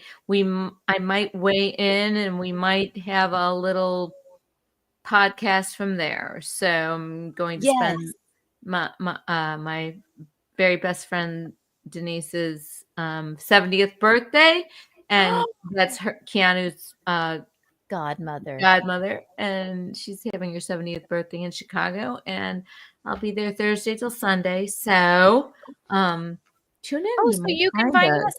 Michaeline, I think we should definitely do a lovely birthday stream live from Michaeline live in Chicago. Yeah, and I think it'll be great. Let's definitely do it. It might be on my phone, it might be on my iPad, but yeah, let's definitely do that. Hell yeah, ladies and gents. You guys are the Eels Hips, the Cat's Pajamas, the Bee's Knees. We will see you next time. Kiki and Mickey out. Bye. Love y'all. Thanks for joining us.